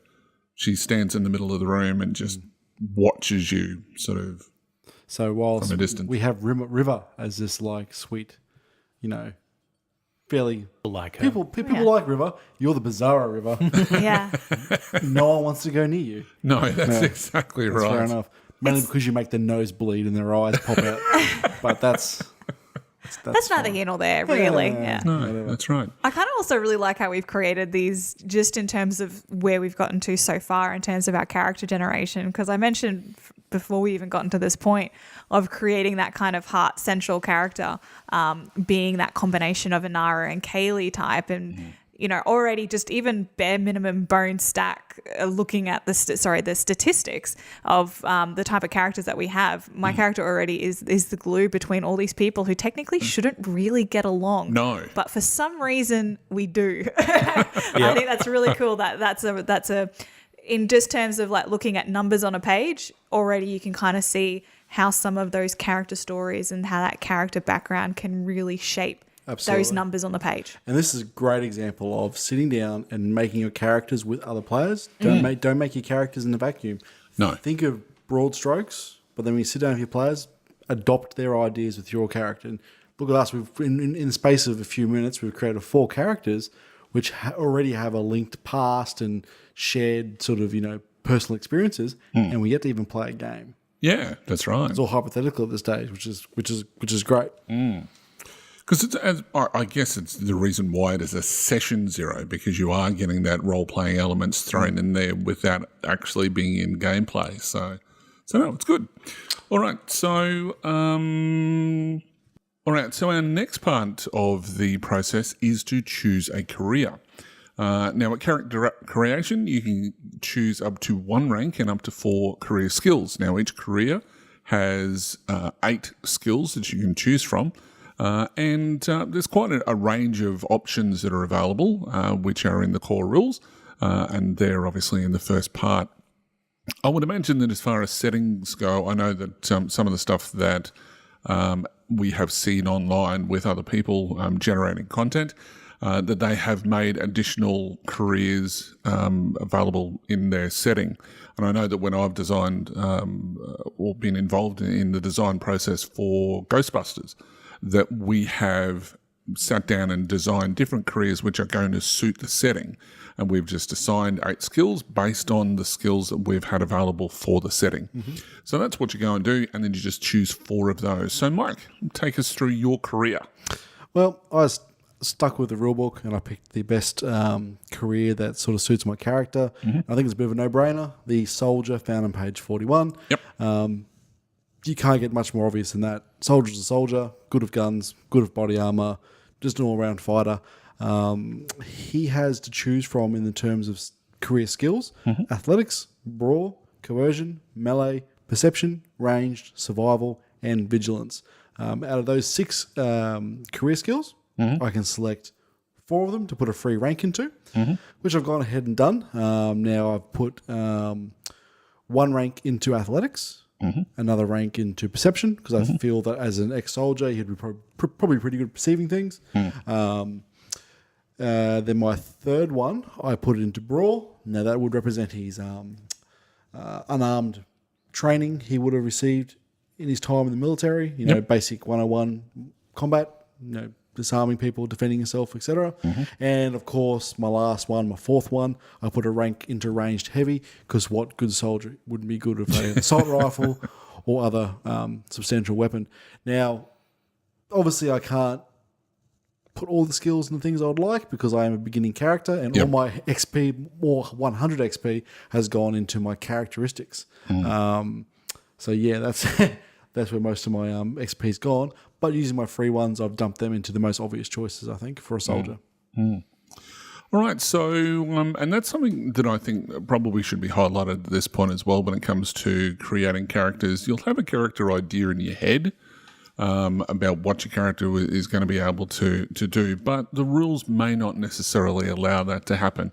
And I think you've got to keep that in mind. And the way that I look at it when I'm looking at any sort of character creation is that I see when you see a film in any way, shape or form, take it, the latest Mission Impossible film, that at the start of the movie, you don't see them doing the crazy stunts that they do at the end of the film. And I think this system represents that by allowing you to increase your abilities as you go.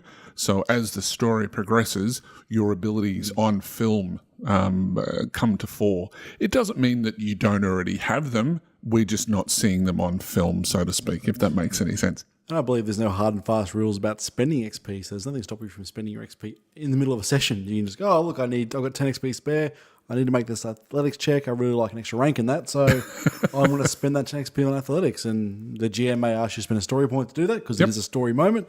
But yeah, it's the beauty about the system. You can sort of juice your character up as you go, I guess. Well, that was something that happened in our Sunday game where one of the characters had some spare XP.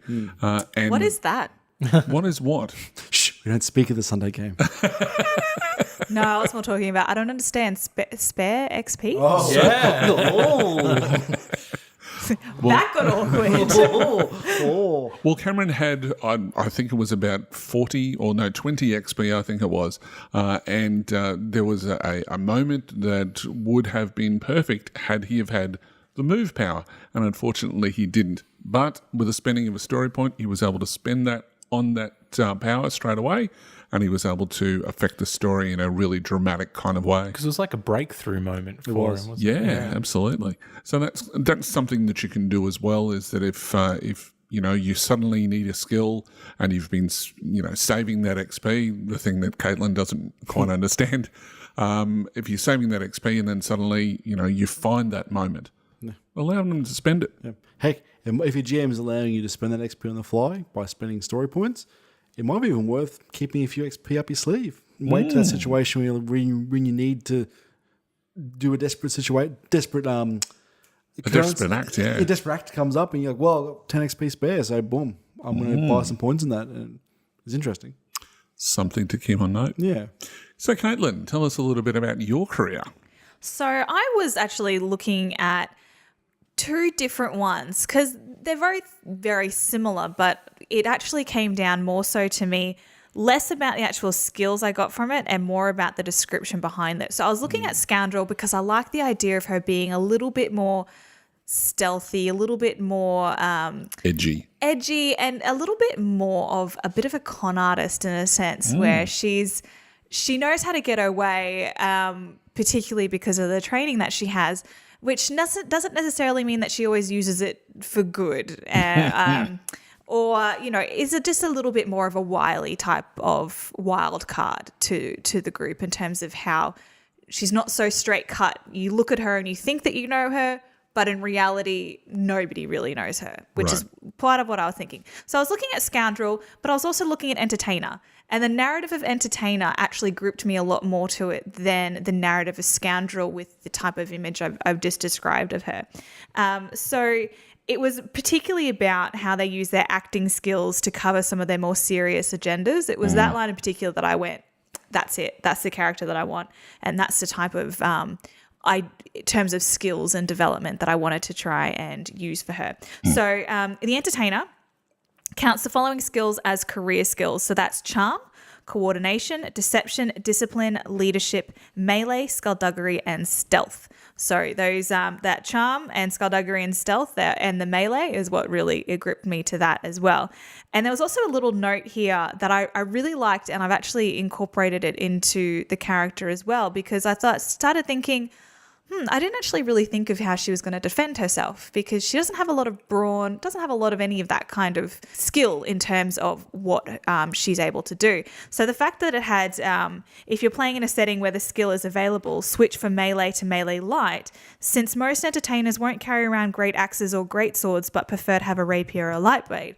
And I thought actually that would be really cool if you have a companion type face character that just specializes in daggers and has really small like blades that she can kind of keep hidden on her body but not necessarily easy to see type of thing. So I've actually shaped just on that sentence this whole idea that she does have skills in melee light, and that's how she looks after herself. Hairpins. Ooh. The Oriental ones. Yep. That's I love a it. cool idea. That's her thing. But even just that, like as well, just for some random reasons, she just has blades everywhere. I'm also thinking of the Chronicles of Riddick, where the character that basically grew up looking at Riddick as her father figure.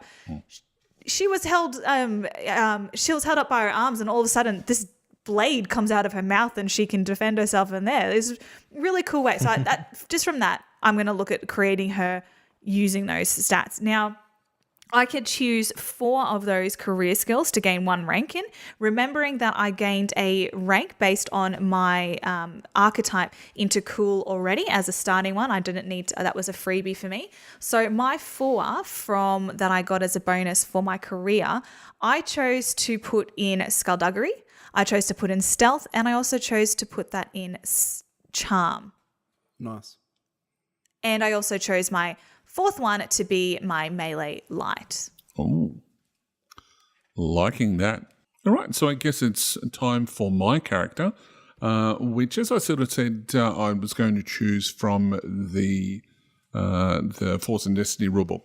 So I've taken a look, and I'm thinking something a little bit more stealthy, something that can get into tight spaces and stay out of trouble, or get into trouble, depending on which way you want to look at it.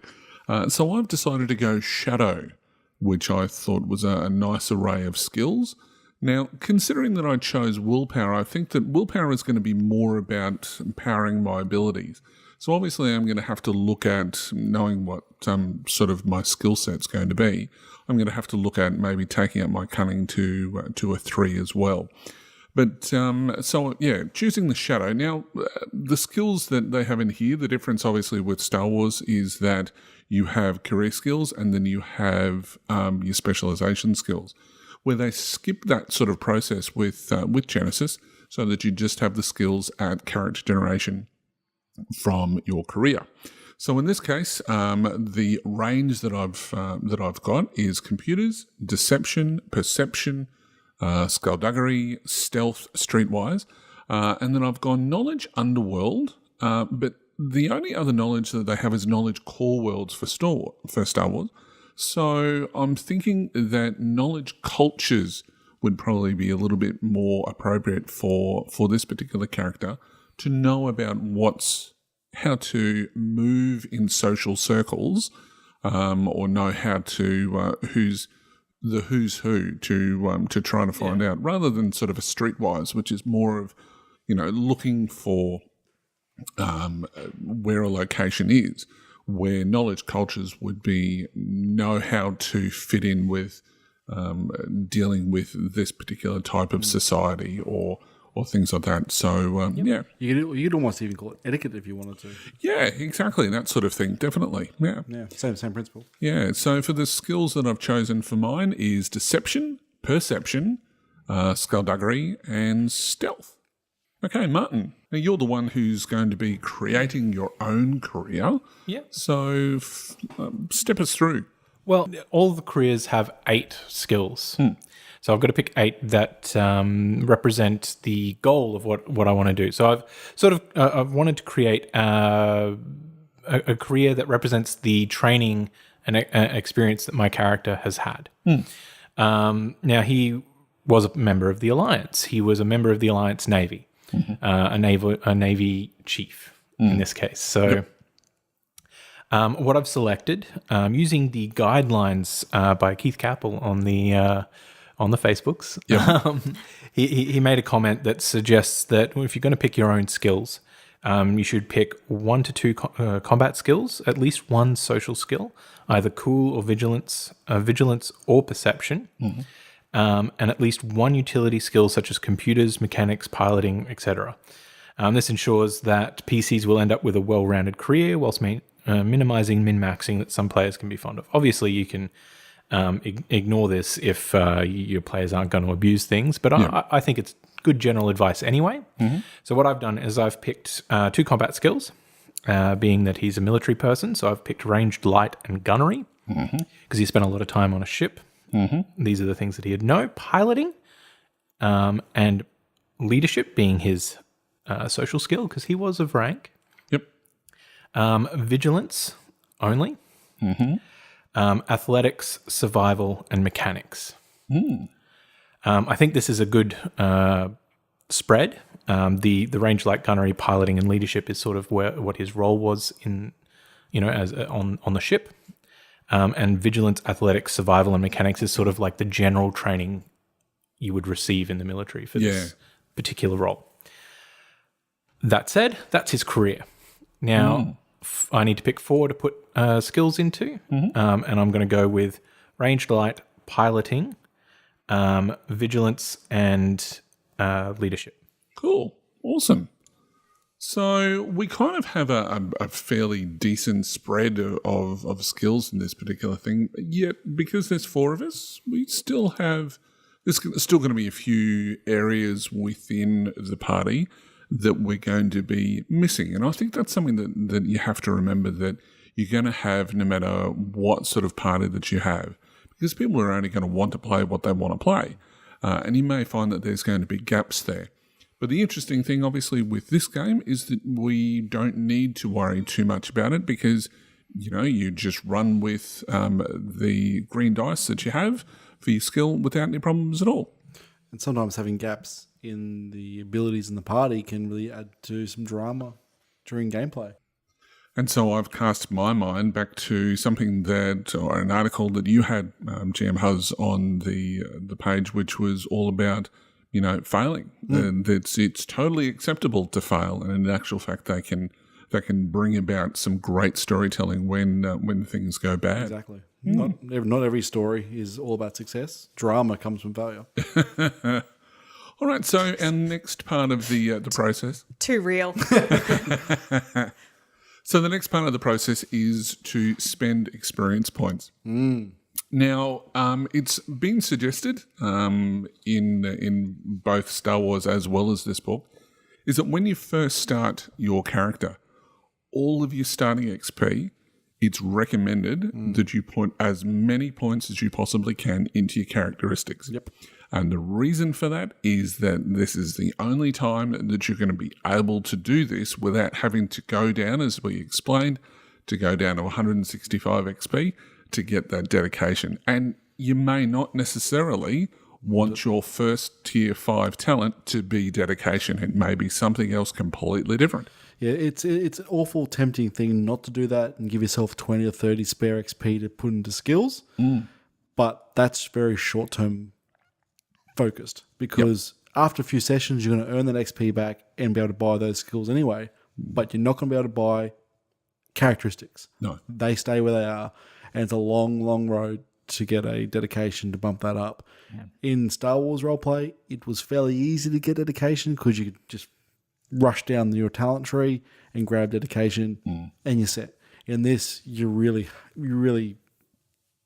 grinding your way to get dedication. So definitely spend as much of the XP you can on characteristics and set yourself up for the rest of the gameplay with those characteristics, because everything else you get is icing on top of the cake essentially once you have those characteristics set. Yeah. I know when I play, I always try and go, well, what would my character actually do versus what does my character have on her character sheet or his character sheet? Because if you get too much into, oh, well, I'm skilled in doing this particular activity, so I'm the only one in the group that's going to do that, doesn't necessarily contribute to either a positive gaming experience, but also b the narrative and reality of what your character would do in that particular situation. So if you look at expanding and diversify the skill sets that your character has as characteristics, it enables you to actually increase your margins of success for doing a variety of different activities, while focusing as your character develops in the narrative in the skills in terms of getting those yellow dice in what you'll want your character's stick to essentially be. So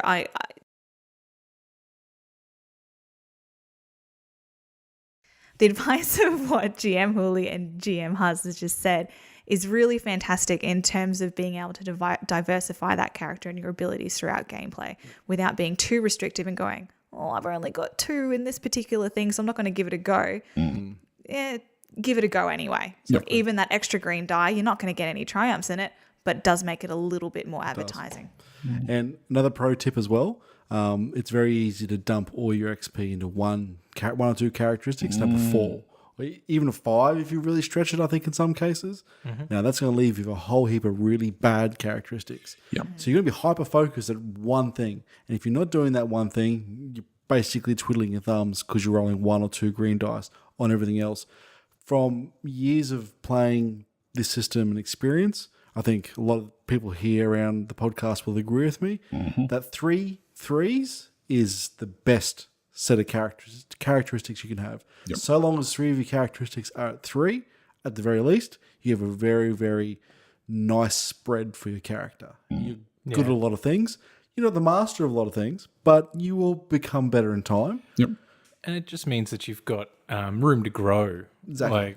You're not hyper-focused. Yeah, because with our Stars Without Numbers game that we played, where I've decided to play very much a character which was hyper-focused, where I had a I rounded off the 1 to give me 2, and then had a 4, and then sort of filtered into to have some more skills and a few more talents. And that just completely bored me for no other reason other than the fact that, I could do one thing and that was pretty much it. And so I felt very much uninvolved with the story. And I think that's the danger that you have by not diversifying yourself too much. It almost puts you in a mental state of thinking, well, my character is no good at anything else, so I'm not really going to get involved. Which is fair enough, because you see, we all talk about just having a go for it and rolling no matter what. But at the same time, rolling and always failing feels bad. So you tend to not want to do that. So you do sit back going, oh, gee, I wish I was better at this. Yeah. And that's just human nature. That's the way it is. But yeah, just a bit of a sneaky tip, essentially. And you're also going to have some of your players as well that want to be like the max character. Like they want that character that's like, I can go into a room and shoot one person and they're dead in that one instance. Or all of his friends at the same time. All of his friends are dead at the same time. So they potentially could do and can do is just completely max out to a level 5 or, depending on what your GM says. I know sometimes you go, maybe 5 is your max, but completely max out one particular area like your agility. So that's their one thing that they do, and they just want to be super, super focused on that. And as Ian said, it can limit the narrative and the story. Whilst it might make you feel powerful and might make you feel awesome, maybe once a session, maybe once every 2 sessions, depending on how the story is run, it does limit what your character can contribute to the team and also to the thing. Unless that's what you want to do, that's what you want to do. But sound advice to be able to not just sit there and wait for your turn and initiative effectively. Absolutely. Yeah. And you look at another good example is you look at characters on a TV show or a movie or even a book. They're never always amazing. One-dimensional character. Exactly. Yeah. They're always good at least a few things. They're usually better at one thing, but they always at least have some other abilities. They're never just sitting around on screen waiting for the one time to shine. They can always step in and do something no matter what.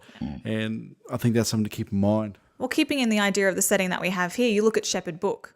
For the longest time, you kind of saw him as like the leadership, the kind of presence character, bringing people in.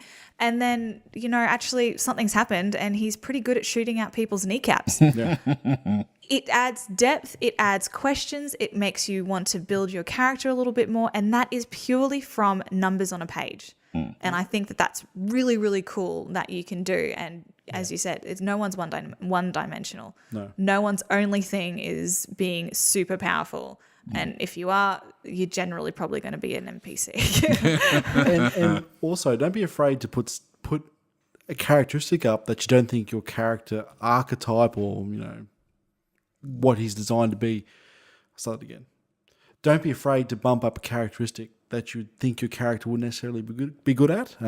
You're playing the gunman in the group. Doesn't mean you have to be dumb. Invest some XP in intellect or willpower or cunning. Like I've bumped my intellect up on my character to 3 because I think he's a soldier. He's going to be decent in mechanics and field work and stuff like that. So yeah, he's going to be fairly intelligent. Tactics, that's right. It's not going to be. He's not going to be doing brain surgery anytime soon. Well, depends on how you classify brain surgery. Do they have to be alive at the end of the surgery in order to be successful? He's not going to be doing organised brain surgery. That's a good example because hey, I want to just defuse a bomb. My character has an intellect of 3. He's pretty good at that. I put a couple of ranks in mechanics. He's not he's a good fighter. When he needs to bust out the tools, he can.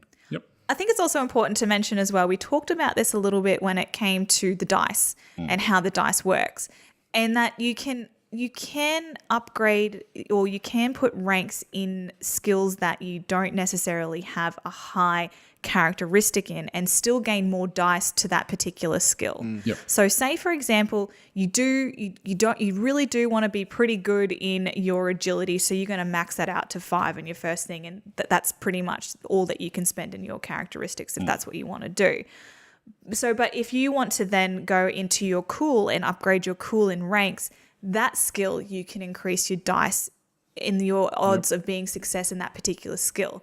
It does mean that you expend more XP in the long run, but you do have that ability as well. But in terms of being more generalized in all the different ways that skills and talents can come up in narrative, your characteristics are your best bet, but you are also not completely restrictive based on the mechanics of the game. And that's a great point. People often overlook that. You can just bump up your stats or your skills via just investing lots of XP into it. Yes, you're not going to have a lot of yellow dice, but you're still going to be rolling a lot of green dice, even if you only have 1 or 2 in that characteristic. I think that's often overlooked. I know even as a veteran player, I often overlook it because you sort of want more yellow than green, but worst case scenario, and if you have presence 1, but you want to be really charming, you can buy 4 ranks in charm. You're just going to have 1 yellow and 3 green, opposed to lots of yellow and 1 green. Yep. But of course, that's going to be balanced by whatever else that you've had in a high stat. Yeah. All right. So I think we should go through just very quickly about, because we've each got the amount of XP that we have for our characters, just very quickly go through how we've spent that XP. Mike? Well, my XP was quite straightforward, really. I have 100 starting XP, and I put all that straight into my characteristics. I increased my brawn from 3 to 4, which cost me 40 XP. I bumped my agility from 2 to 3, which cost me 30 XP. And my intellect from 2 to 3, which cost me another 30 XP. So all up, that's 100 XP gone. I can't buy any skills, extra ranks in skills or talents, but I'm not too worried because after 1 or 2 sessions, I'm going to earn maybe 40 or so XP, and bam, I'm bumping up all my skills and gaining talents in no matter of no time. But I'm sitting pretty with a nice stat line with 4, 3, 3, 2, 1, 2, which is pretty good. Nice. Caitlin, how have you spent your XP? Now, after saying that, normally when I do my character, I do very similar to what GM has just said. But for the purpose of tonight and for this recording, I've done it slightly different to what I would normally do. So I have up to 2 of my characteristics to have. I originally had I had 1 in brawn, 2 in agility, 2 in intellect, 2 in cunning, 2 in willpower, and then a 3 in presence. And what I've done is I'm not going to do the math on this, by the way. If you guys want to do the math check for me, that's fine. But just trust me, it's 100. But again, not good at math, so maybe give or take. Anyway, You're going to get someone saying, oh, that equals 105. yeah, that's fine. They can email me because there's a delete there too, because I am no good at math, but I tried my best. Anyway, so I upped my presence to 4. I also upped my cunning to 3. So normally I would use the extra 30 XP, waiting for that email, to up one of my other abilities, just like GM Huz did. But for me tonight, what I did was took my extra 30 XP and I split it in half. So I spent 15 in my talents and I spent 15 in my skills. So for my 15 in my skills, I upped my charm to have it at an extra rank in that. And then I also added a rank in deception. So I split my remainder 15 XP to purchase 3 tier 1 talents. So I chose Clever Retort as my first one at 5 XP on page 73 of the core rulebook, keeping in mind that I am creating my character as a quick and easy one using only the core rulebook. So my Clever Retort is basically once per encounter, my character can use this talent to add an automatic 2 advantage to another character's social check. And then my second talent that I chose, which is probably one of my favorite ones when it comes to starting characters, which is Knack for It, which essentially I can choose whatever skill I want and I can automatically reduce 2 setback from any check relating to that skill. They really should just put that on the character sheet as default and you just filled in what skill you wanted to apply to. It's a blank line. But it's important to note that with Knack for It, you cannot select that for a combat or for magic skills when using that talent. So that's just an important little restriction on it. So what I chose it for was my charm, actually. Then my third one that I chose, which is also, so all these ones are also all on page 73, just if you are following along and quadruple checking me, which, as we said, someone's going to be. I chose Duelist because linking back in with the melee type of description, all that, I thought perfect way for that. Yeah. So I chose Duelist, which is a character who can add a boost to their melee combat checks while engaged with a single opponent. And my character adds a setback to their melee combat checks while engaged with 3 or more opponents. So it really is focusing on that one-on-one encounter, which... Let's be real, my character's not going to be running into a foray with 6 people. My character not shoot in a duelist. all the other characters first and leave 1 for you. Yeah. And then I'm just going to run up and be like, and stab them with my little needle hairpin and then run away to safety. But that's pretty much how I spent my XP, and that pretty much took me all of 15 minutes to do. Yeah, absolutely. I think mine took about 5 minutes on. Yeah. 2 seconds I was done. So one of the things that you could look at later on is maybe the strong arm talent, which allows you to increase the range of any thrown items. So you could be throwing items from up to medium range. That's cool. Something to consider. I'm Hell liking yeah. that. I love it. What's your dex? Not Your- dex. Goddamn. I'm Damn, like- I slipped into D&D then. What's your... Can you please get your head of the game, Michael? Sorry. What's your agility? My agility is a 2. 2. Okay. And your brawn? It's a 1. 1.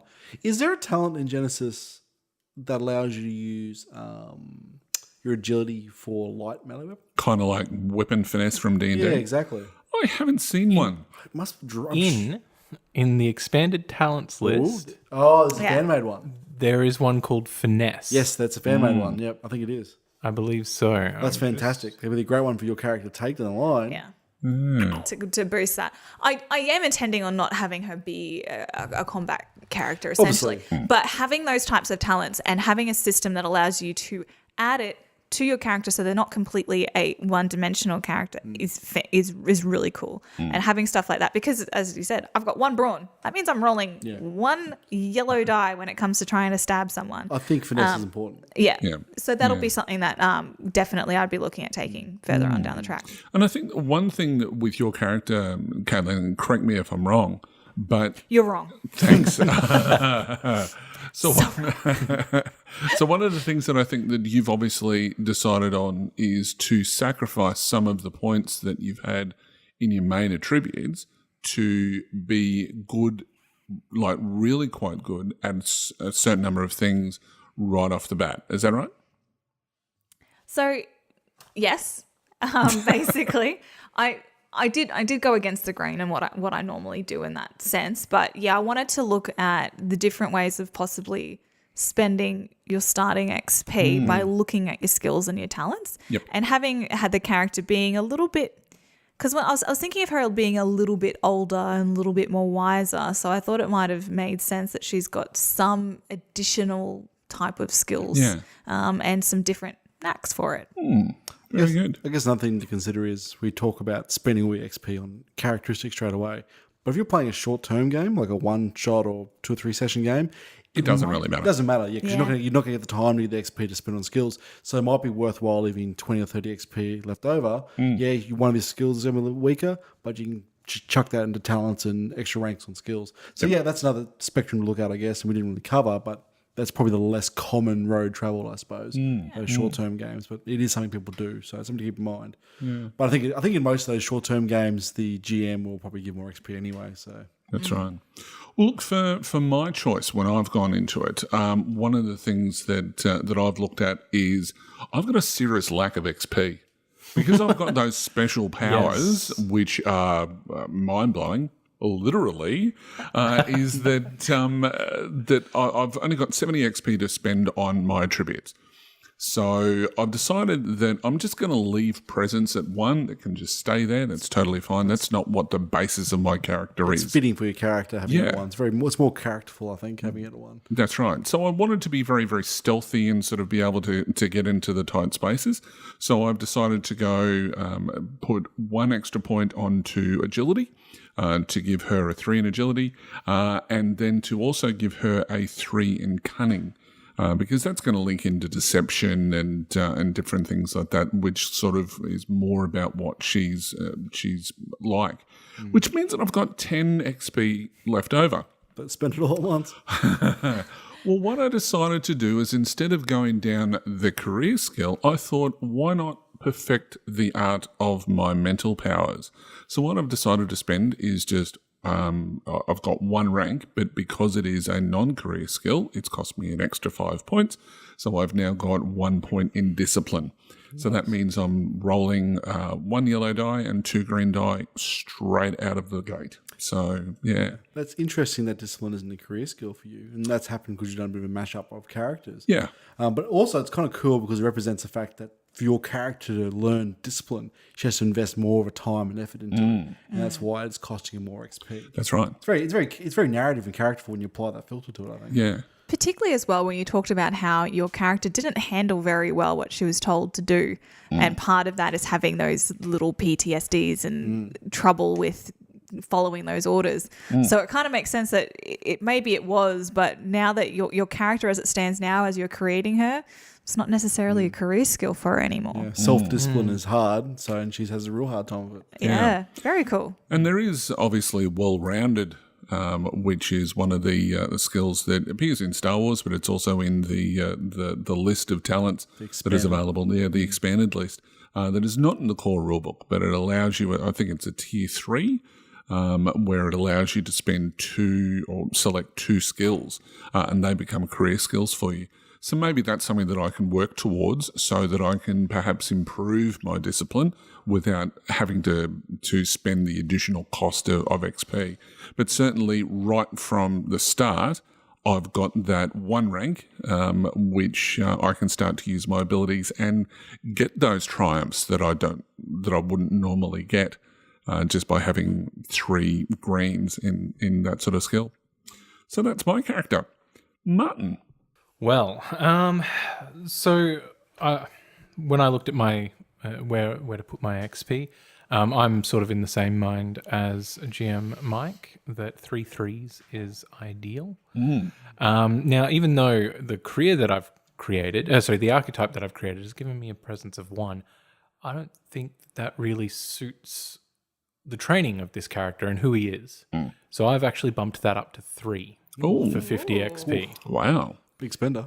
So he may be a grizzled veteran and he may be a bit gruff and all of that, but he's learnt to have a way with people because he was in a leadership role during the Alliance and all of that sort of thing. Yep. So he's got a bit of a personality about him.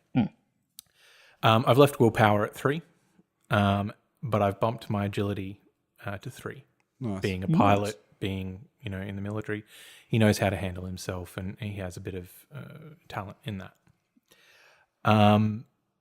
That leaves me with 20 XP left over. So I figure that I'll spend a little bit on some skills and a bit on talents. I'm going to purchase hidden storage, which is something that's taken from Star Wars. But in the expanded talents list, it's worth 5 XP as a tier 1 talent. Nice. It's a rank talent, isn't it? It is ranked. So I can, and I toyed with the idea of going straight to a tier 2 and having 2 ranks in it. But I think that I wanted to buy some skills as well to sort of represent more who he is. So what is that talent?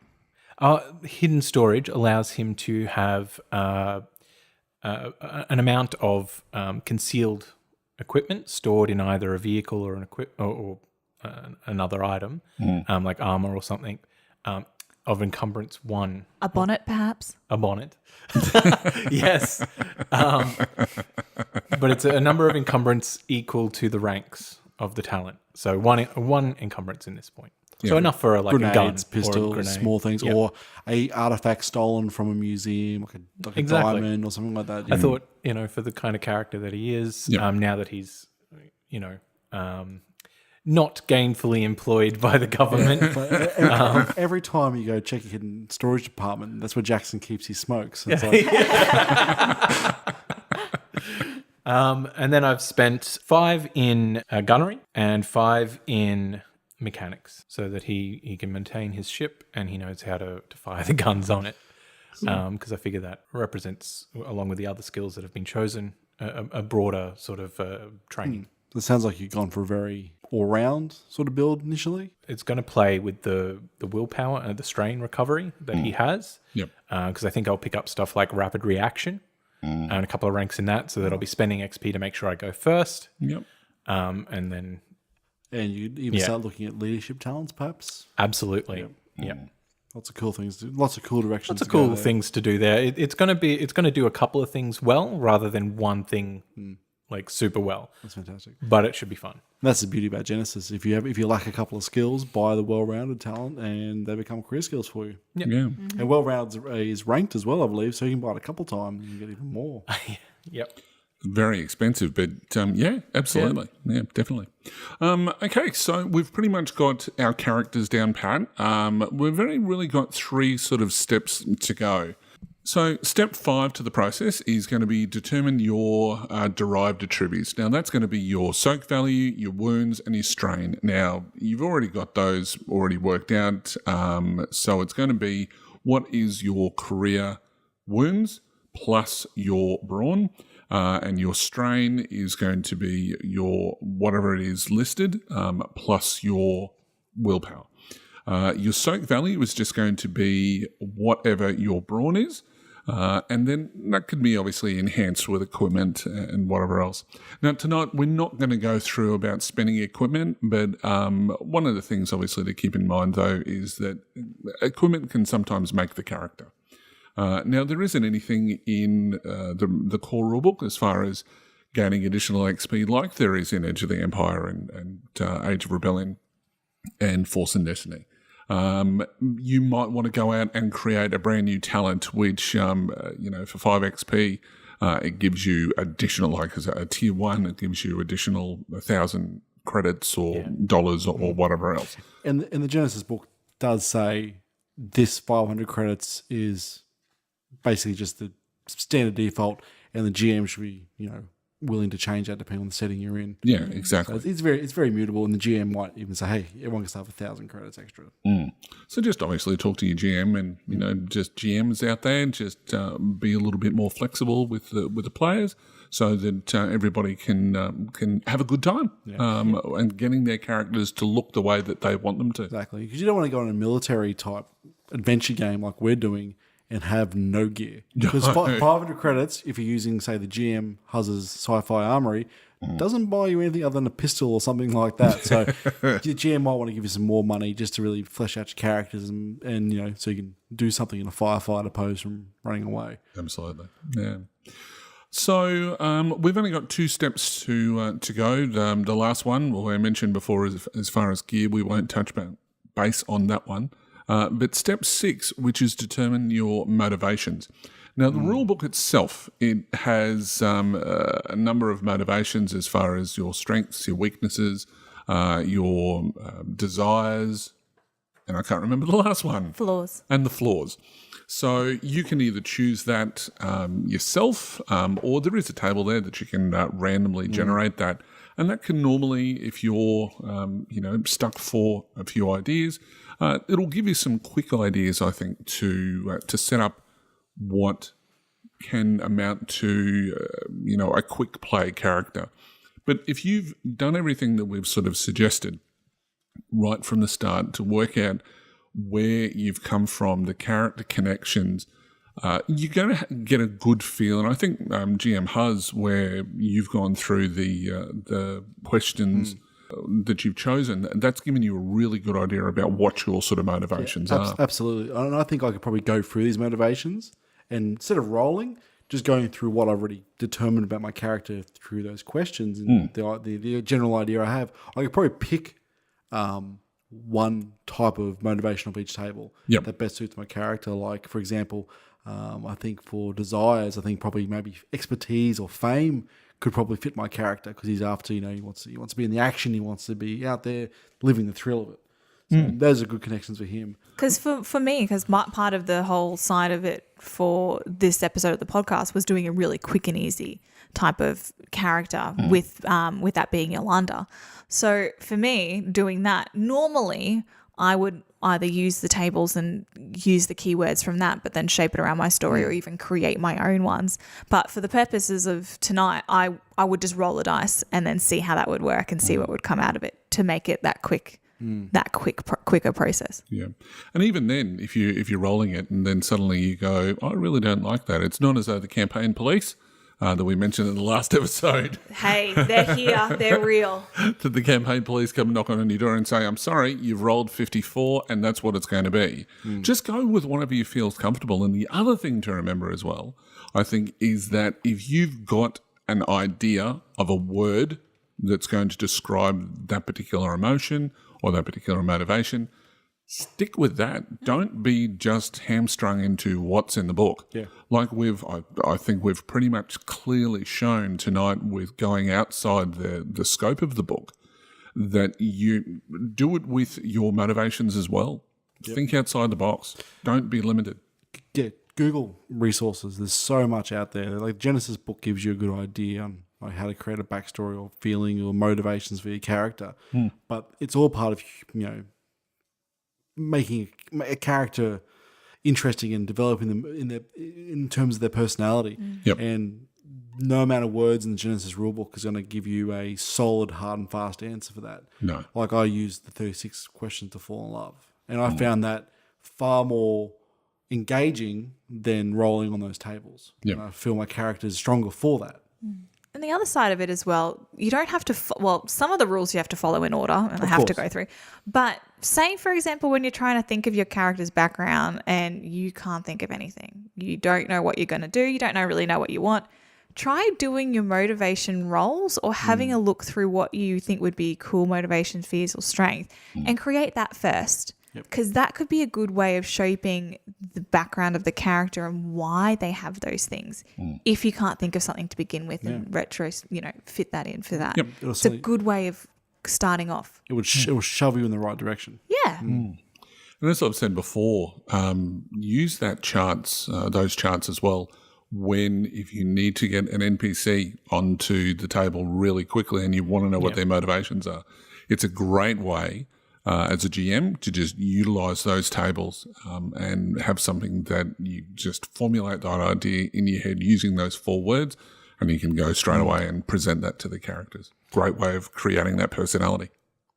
Well, just real quickly, we did discuss it just between ourselves not too long ago that you could dip into other role-playing games to determine your character's sort of motivations and backstory and whatnot, or generating ideas for it.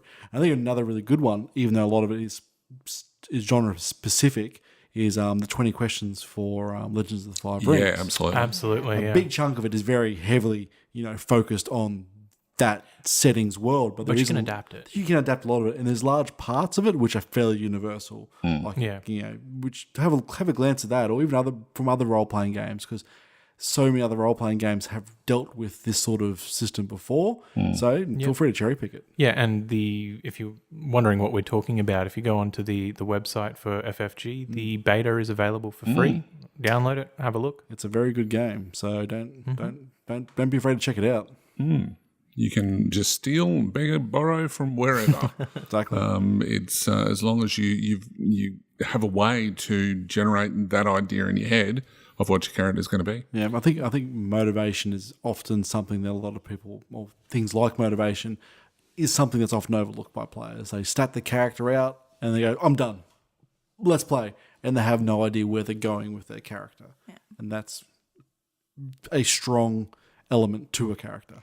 And it can also change the complete dynamic of the game. Absolutely. Not just story-wise, but player interactions, how they view NPCs, how they view what's happening in the world around them.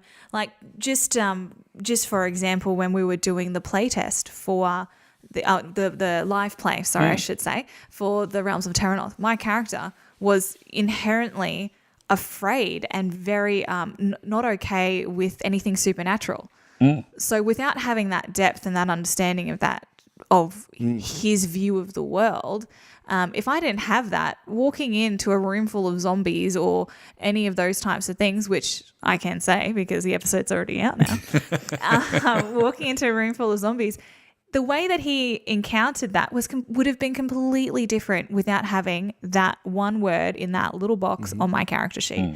And it doesn't have to be the 7 pages that, I can tend to write about my characters because I love my characters. Yes. But it doesn't have to be that, just that one word that goes, they don't like this, they love that, can completely change the way that the story is run and create some really cool scenarios and role play between the narrative but also the other players as well. Yeah. Okay, so I think we've pretty much covered as much as we possibly can on how to do a character from start till finish.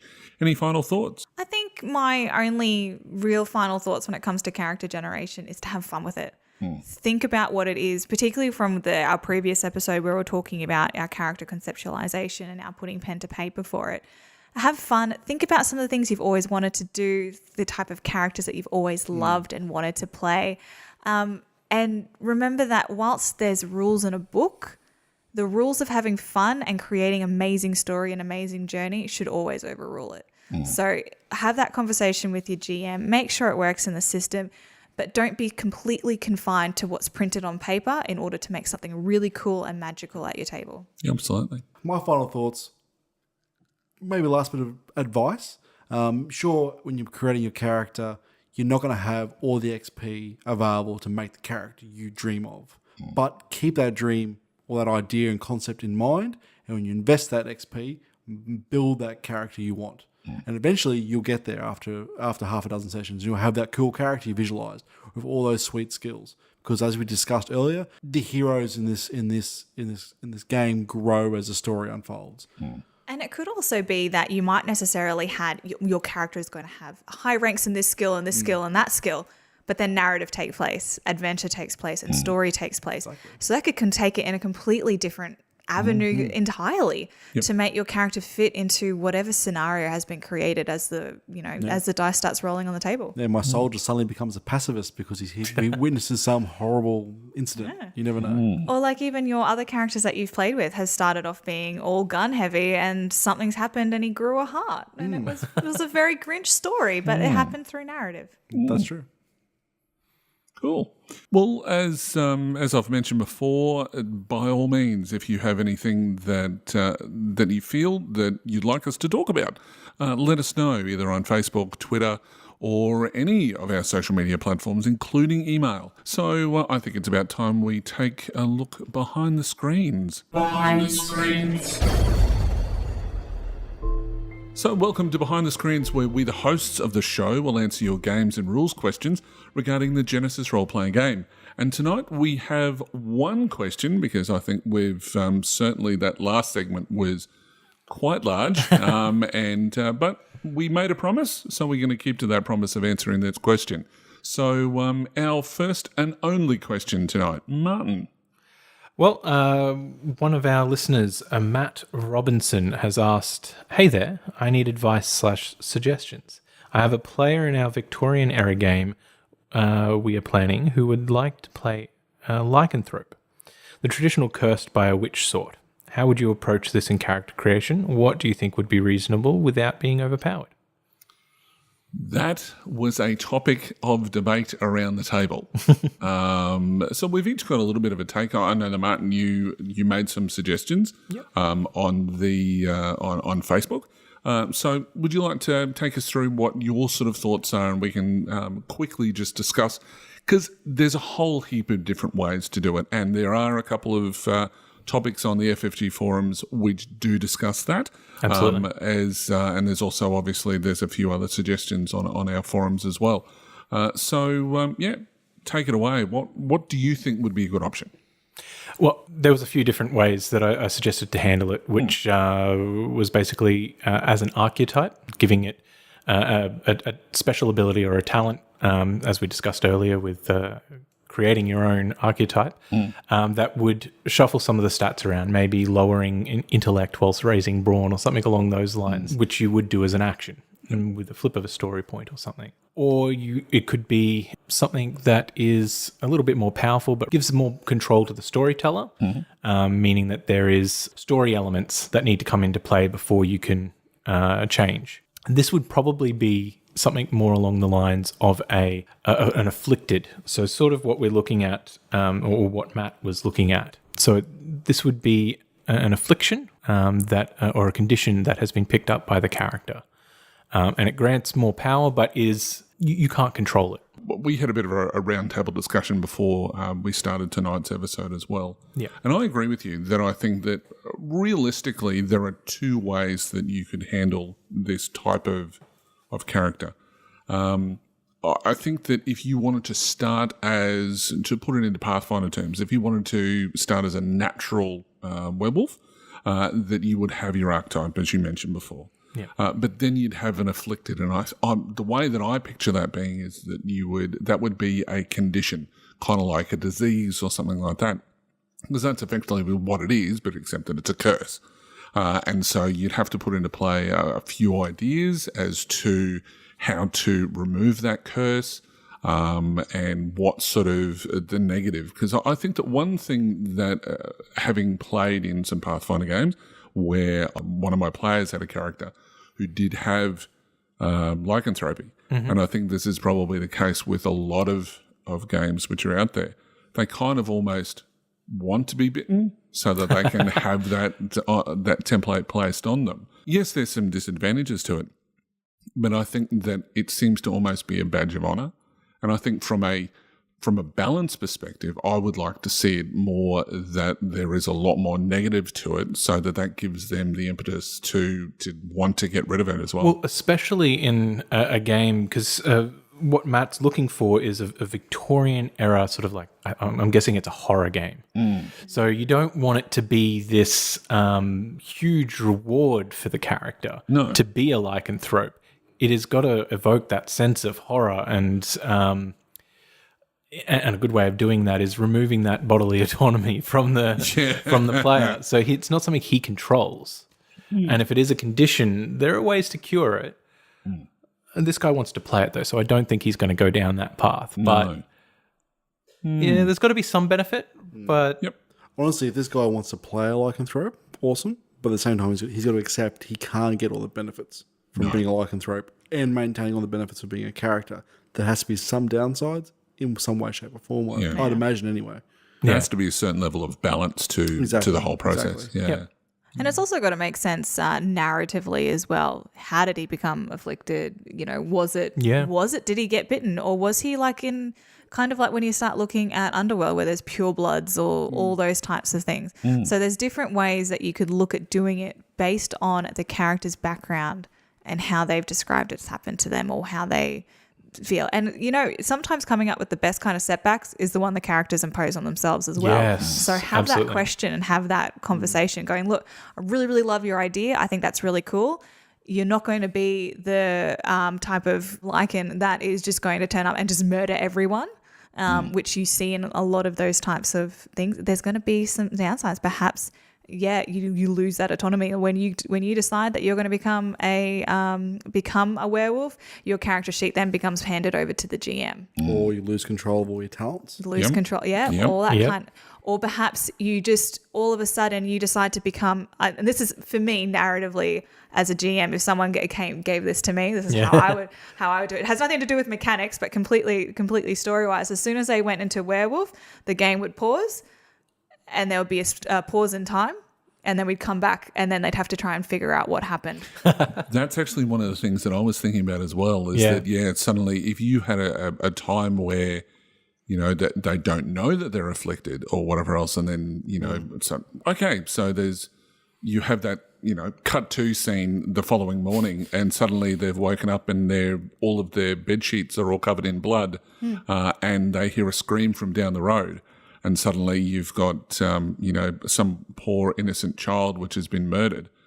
What sort of horror does that process evoke? So, but mechanically, I think what you can also do is do things like you can almost have, you can't call it a trio, I guess, but you can have a range of talents ranging from tier 1 through to tier 5, which enhance the abilities of your natural born. Or even some that are available to the afflicted. If he's going to be playing this character and he wants to play it, then he's going to have to invest some skills to sort of maybe Try pull to back deal with that. Yeah. to deal with it. So there could be a talent that means that he gets more control over when the change happens. Because I think we discussed that trying to resist the change might be like a formidable discipline check. Yep. Yeah. Maybe with an investiture of talents, you could reduce that. Has this for an idea to represent that character, maintain control over his lichen form. Yeah.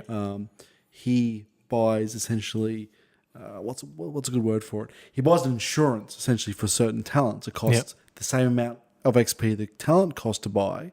However, when you go into your werewolf form, you can still use the talents you've bought the insurance for. Maybe it's a double cost or something like that. If it's a 15-point talent, I go, okay, I'm going to buy my werewolf insurance, and I pay another 15 points. So do all of the townsfolk. Exactly. You spend 15 points, you denote that talent across, or some werewolf claw marks in it or something like that. Yeah. So you do turn into a werewolf. You can still use any talents you have that you have bought that werewolf insurance for. That's interesting. It's a very simple way of doing it. Yeah, absolutely. It's interesting as well because in the Stars Without Number campaign, my character does have some psychic abilities in terms of telekinesis and teleportation. And the Stars Without Number rules have different levels in terms of what you can do as your character gets more skilled in those areas. Yep. So a level 0 can only move small objects or can only teleport to places that he can see, whereas a level 5 can teleport to different buildings halfway across the world, whatever he wants. And that is represented in terms of the level in how many ranks I have in one of my custom skills on my character sheet. So that could be another way of looking at it potentially too, depending on the narrative. But the other side of that as well is that in order for me to use that, I have to expend effort. And effort is an additional mechanic that we've added onto the game in order to make sense. So I only have 2 effort each game. So if I'm going to do any type of psychic ability, I can only basically do it once. Or if I'm going to do something very, very difficult or higher or anything in terms of situation, I need to expend 2.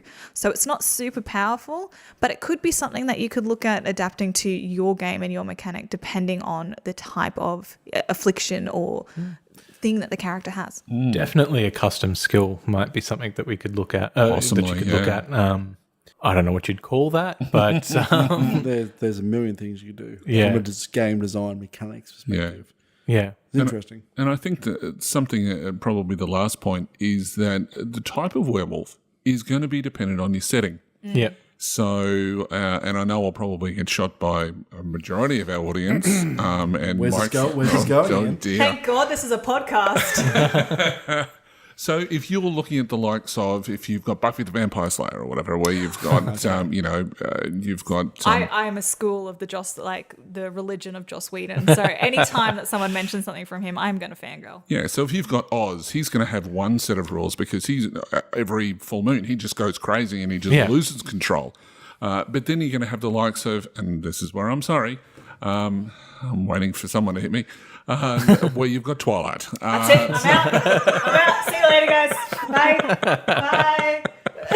But they're born that way, right? Well, that's exactly right. And so they're born that way. They can't help And it. they're going to die that way. To try to bring all of my friends back, you've got the likes of Underworld. Yeah. Okay, which is, thanks very much.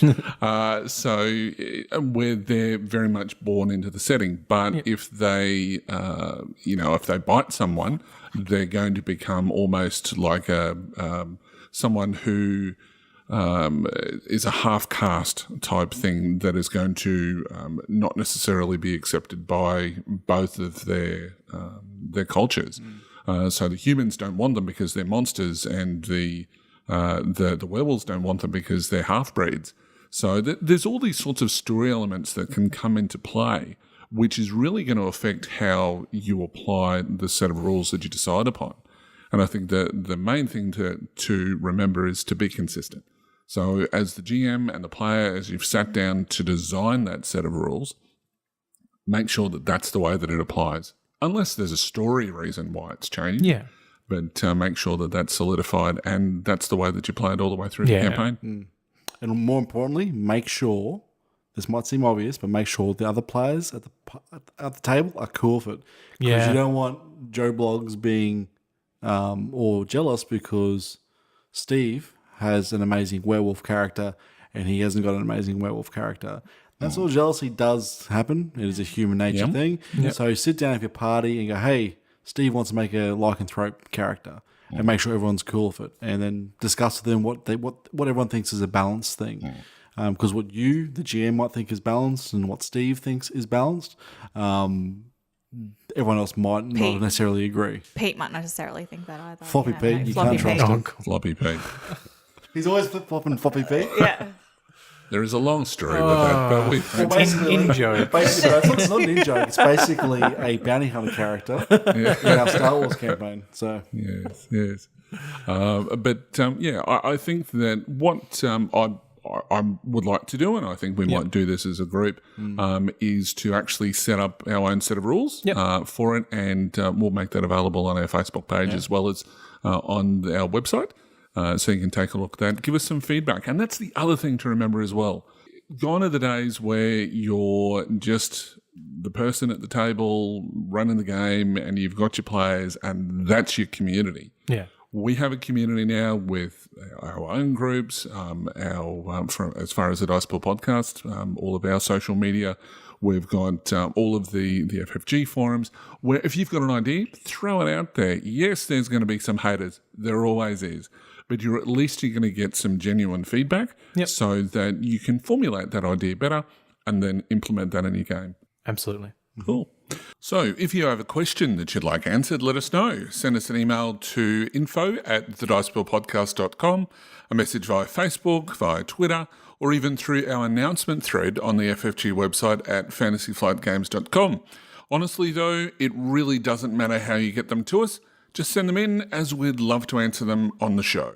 Absolutely. Cool. Great discussion, I think, in relation to designing characters. And those characters are pretty cool. I seriously want to want to play that. Yeah. when are we playing this? we need. Well, Ian, you've made a character, so we need a kind of fifth person to be the GM. Wow, who's that going to be? We'll think about it. Yeah, very good. All right. So anyway, I think that brings us to the end of another great show. So thank you very much for participating. Yep. Thank you all for listening to us banter on about character creation. Hopefully we've given you some ideas. If you've got any questions, queries or comments in relation to what we've discussed tonight, let us know. Send us an email, message us on Twitter and Facebook and whatever have you. All right, well, I think that's a wrap. I'm GM Hooley. I'm GM Huz. I'm GM Flano.